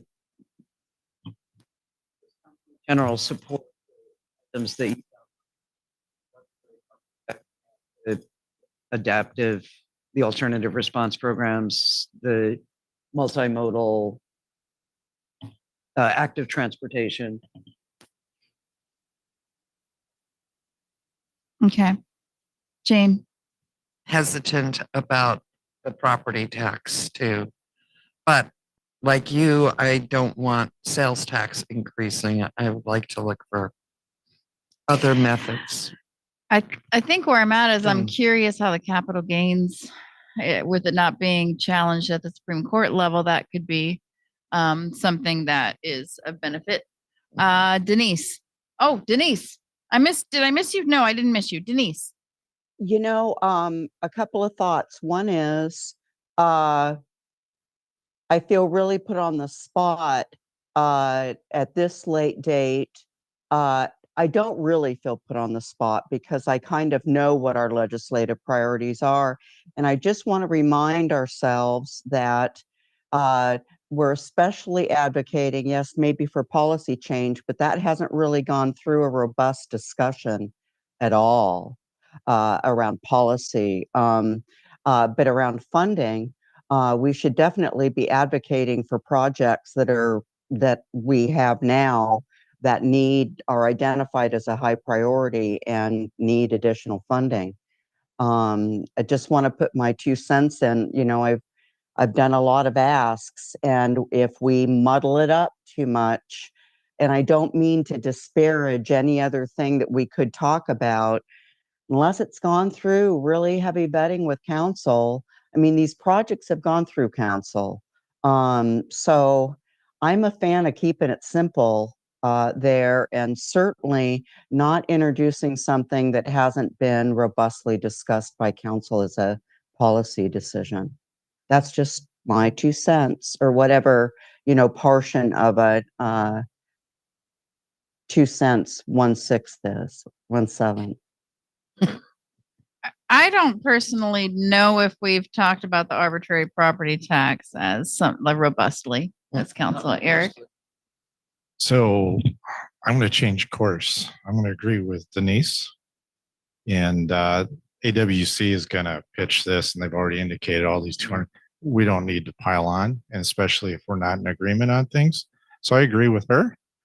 Reach out with the mayor and Mr. McConaughey, find out specifically what our specific asks are for the city of Bremerton, and concentrate on those if that's what you can do. Yes, let's do that. So Mayor, I'll connect with you and Mr. McConaughey, and Anna and Jeff will be connecting with Mr. McConaughey on site. So I'll connect with you beforehand, and then the 3 of us will connect, the 4 or 5 of us will connect on that Thursday so that we can be streamlined on what programs. Sound good?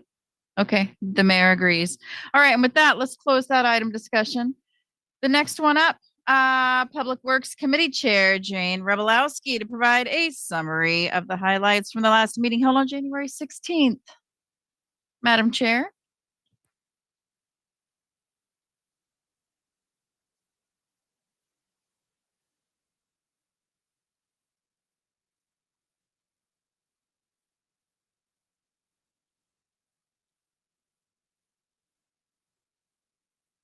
Denise?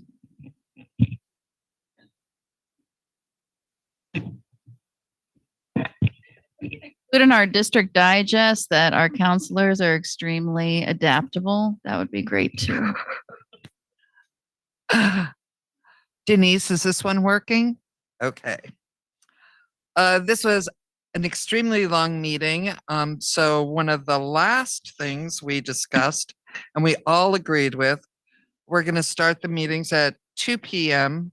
with a goal of no more than 2 hours. I talked with staff about how we don't need every single capital project discussed 4 times a year, but as there's updates, that they should send those to us to kind of streamline them and them not having to work through dinner again. Some of the general things that we talked about was having to, we have a pre-purchase contract for generators because they now take 18 months to get, and then after we get them, we'll put out a contract for the installation. The mayor is going to be a signatory on the cultural resources memorandum of agreement with to decommission the beach sewer main in Manette. There's lots of known archaeological archaeological site in Manette where they're removing the beach main. So it's very important that these buried remains, if there's anything significant, that we deal with it properly. There's no fiscal exchange of finances, so the mayor is just going to sign that for the city. In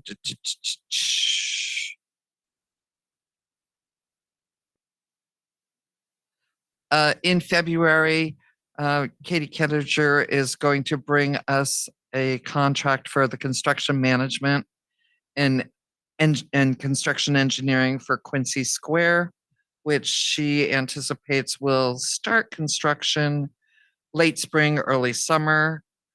She also gave us a great update on the draft of the preferred alternative to the West Kitsap Way transportation study. This is going to change that end of the city so much. We're going from the old state highway to an actual city street. And she's still getting the final concept drawings together. And as soon as they're all completed, she will bring that to council. Streeteries.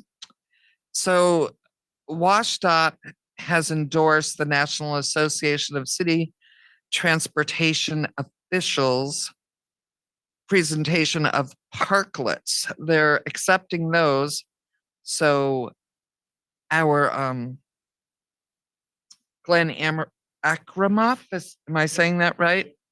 He's working on a policy. So they're keeping the existing streeteries but following the parklet rules that have been accepted because MUTCD still hasn't. I can send you all a brief outline of all the 40 plus projects unless you want to hear about any specific ones. Well, actually, I don't know if we even need to do we need her to send us a list? Because I think that we're good to go. They'll present them to us as they come. Yes. Yeah. So we don't want to break. Agree. Just, yeah. Awesome. Okay. Yeah. Anybody have any questions? No, thank you. Great.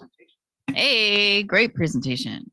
All right. Next up, and Finance, Investment and Parking Committee Chair Michael Goodnow to provide a summary of the highlights from the last meeting held on January 23rd.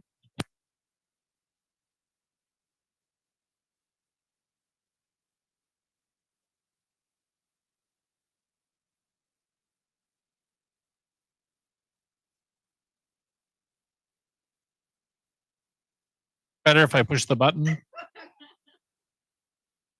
Okay, so back to what I was saying about Denise. So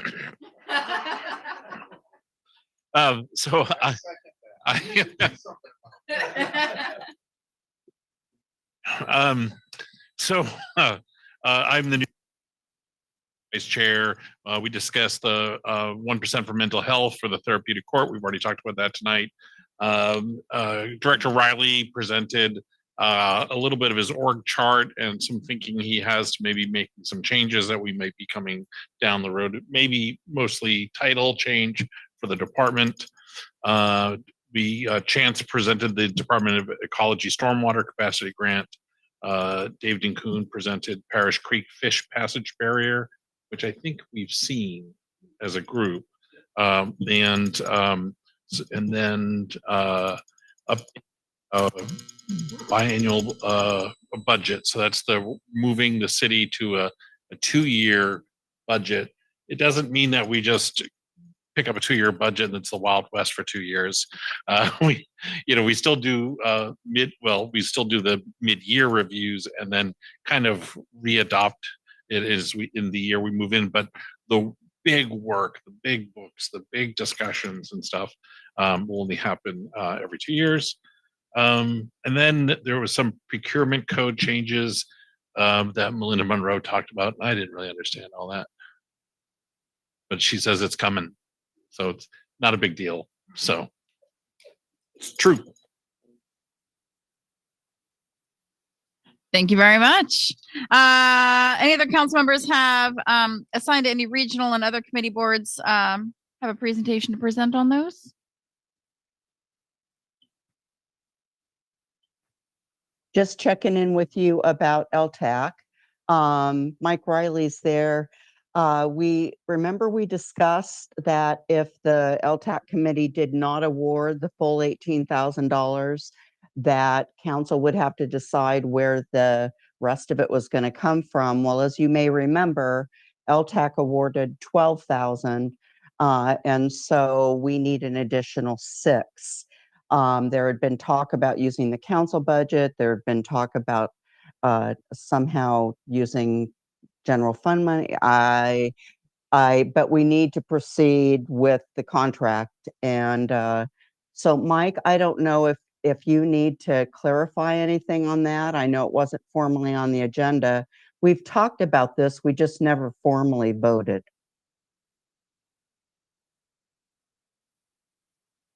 Can you hear me? This one works? Okay, good. I can see you're saying yes. So I actually talked with Christina tonight. You'll see the request to go on study session. I'm going to get February 8th. I think it's the 8th. 7th sounds good. So that'll be coming. Our recommendation is just general fund. Just spend another general fund. We'll identify a department if we need to, but really it's so. Okay. And can we get into contact with 14th? 14th. Well, it'll be on Okay. it'll be on the agenda for the 14th. Yep. So I'll be reaching Okay. out to Lori Main. I've got the Okay. contract. She's teed it up for the requests. We'll build the agenda bill. You'll see that in your council packet coming up. And it will just be, Fabulous. a fund balance adjustment of $6,000 to fund the difference. Super. Thank you, Mike. That's You're all. welcome. General committee share outs. I attended the Bremerton Ferry Coalition meeting yesterday, and I'm hoping that gains some traction with other ferry commuters, other ferry communities, and the county, because it's all in pretty dire situation. Yeah. So Thank you. Okay, going once, going twice for other regional and other committee boards. Okay, closing that. The next is other general council business as an opportunity for anyone to provide a brief announcement or to mention an event that might take place between now and their council report at next Wednesday's meeting, or anything similar for the good of the order. So I'm going to go ahead and start us off really quick and give you an update for the retreat. So I need to get a consensus among the group. Do we have a preference for the golf course or the conference center? I want to get, we have ability to attend at either one. I think that there was the understanding or the hope that we could be at the conference center. That's something we had discussed prior. Is anybody opposed to the conference center? Does anybody have a preference that they wish to voice now or forever hold your peace? Yes, Jane. I would prefer the conference center because I think it's easier for our residents to attend if they wish. And I think that's something we had I don't know if it was officially discussed, but just alternating, golf course 1 year, conference center the next. So if I don't hear any objections, I'm going to tell Christine. Oh, Denise. Just wanted to suggest that it's the top floor. I forget what the room is called, but it's a smaller room than a ballroom. It's got more light. We've got the marina room on Okay. possible reserve. We just need to pull the That's it. trigger tomorrow on it. So. Okay, thank you. All right. Yep. So, okay. So I'm going to go ahead and pull the trigger on that. We're in talks to find a facilitator for the retreat so that I can participate. Yeah, I know, Eric. It's a different kind of way to do it, but have a facilitator. What do you think about that? Give me your thoughts. I want to hear about it. I don't know how much is a facilitator going to cost, and I don't think we've needed one in the past. I think the meetings have gone quite well. So I kind of question, and I'd like to know what the cost of a facilitator is.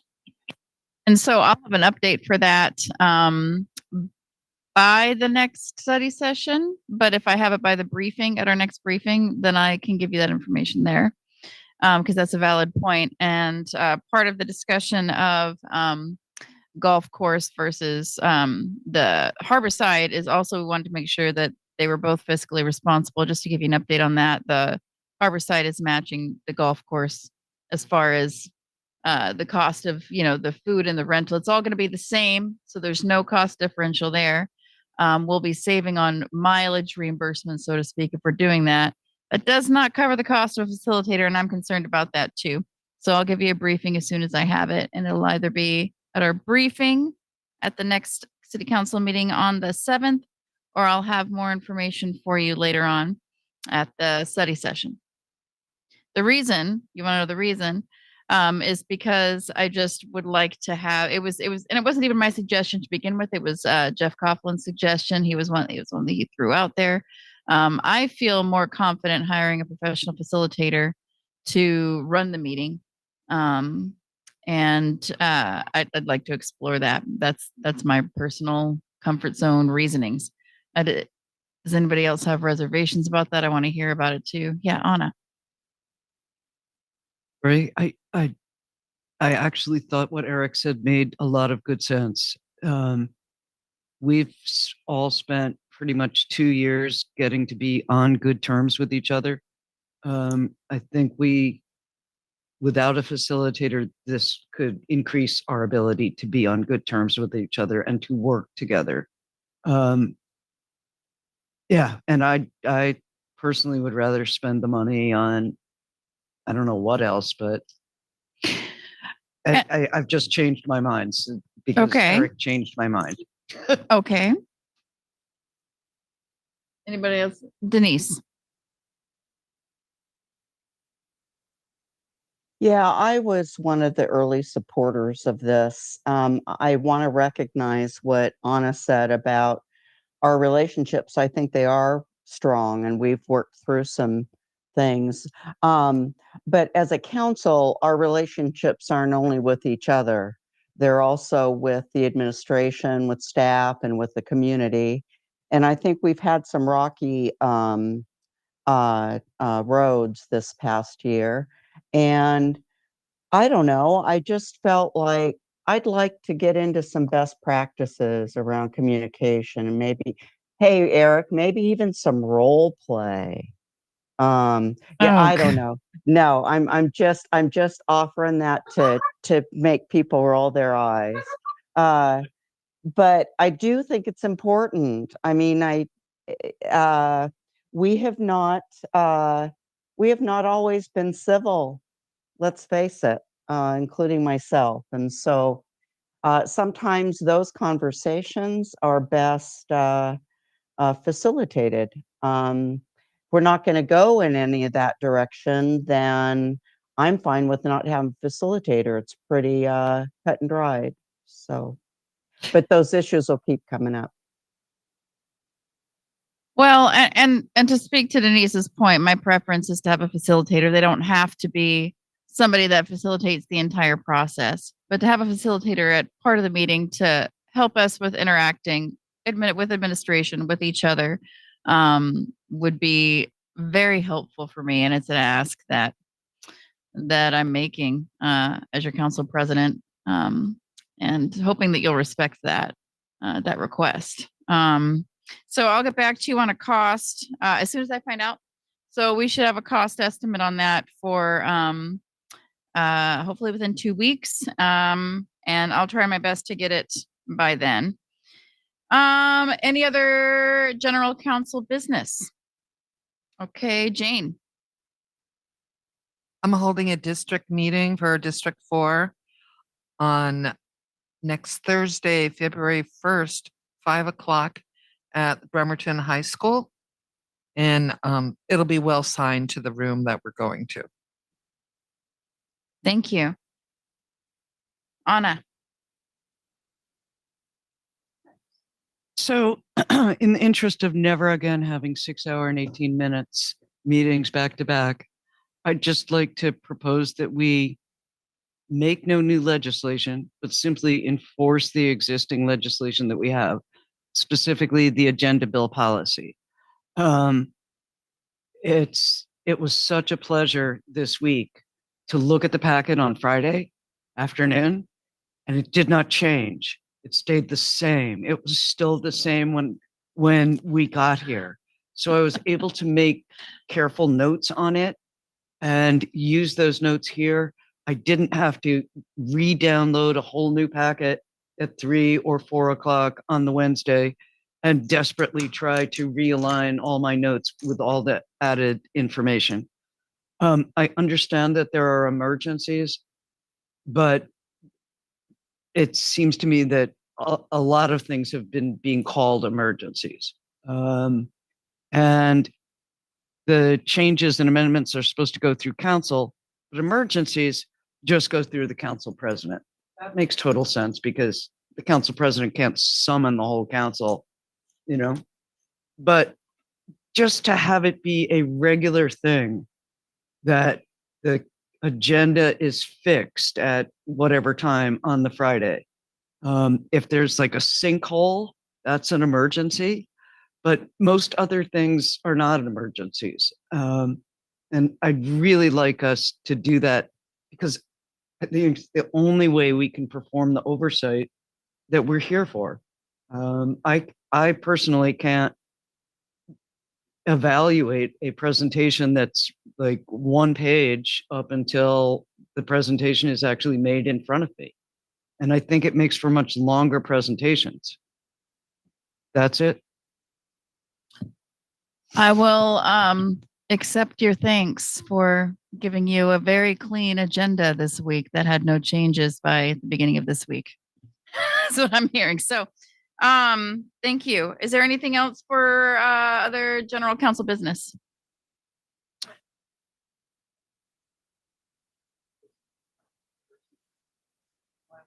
Who feels that the agenda bill policy should be enforced? Everybody else feels this is not a big deal? Because if so, then, you know, I yield to the majority. Okay, so is this is an item that you're hoping to bring to council? So let me just clarify. So you had brought this as a potential agenda item. You and I talked that we would maybe work on it together. I have not heard anything from you, but I have enforced your request for an agenda bill for the agenda to be complete by Friday this week. I did that. It's done. So moving forward, you know, I'm working to learn the process. Sometimes there's going to be changes, but this week, it was ready for you on Friday. So I don't know that this is necessarily an item that we need to bring. We have agenda control and we have, you know, and I'm leadership now, so you can bring those issues to me if they come up. Thank you. Okay. Is there anything else for general council business? All right. With that, I will close the meeting. The next, before I do, due to the council's regular schedule, there will be no council meeting next week, as it is the 5th Wednesday. And the next council meeting will be on Wednesday, February 7th, beginning at 5:30 p.m. on the first floor meeting chambers with a remote option available by Zoom. Meeting is officially adjourned. Hey! Oh, sorry.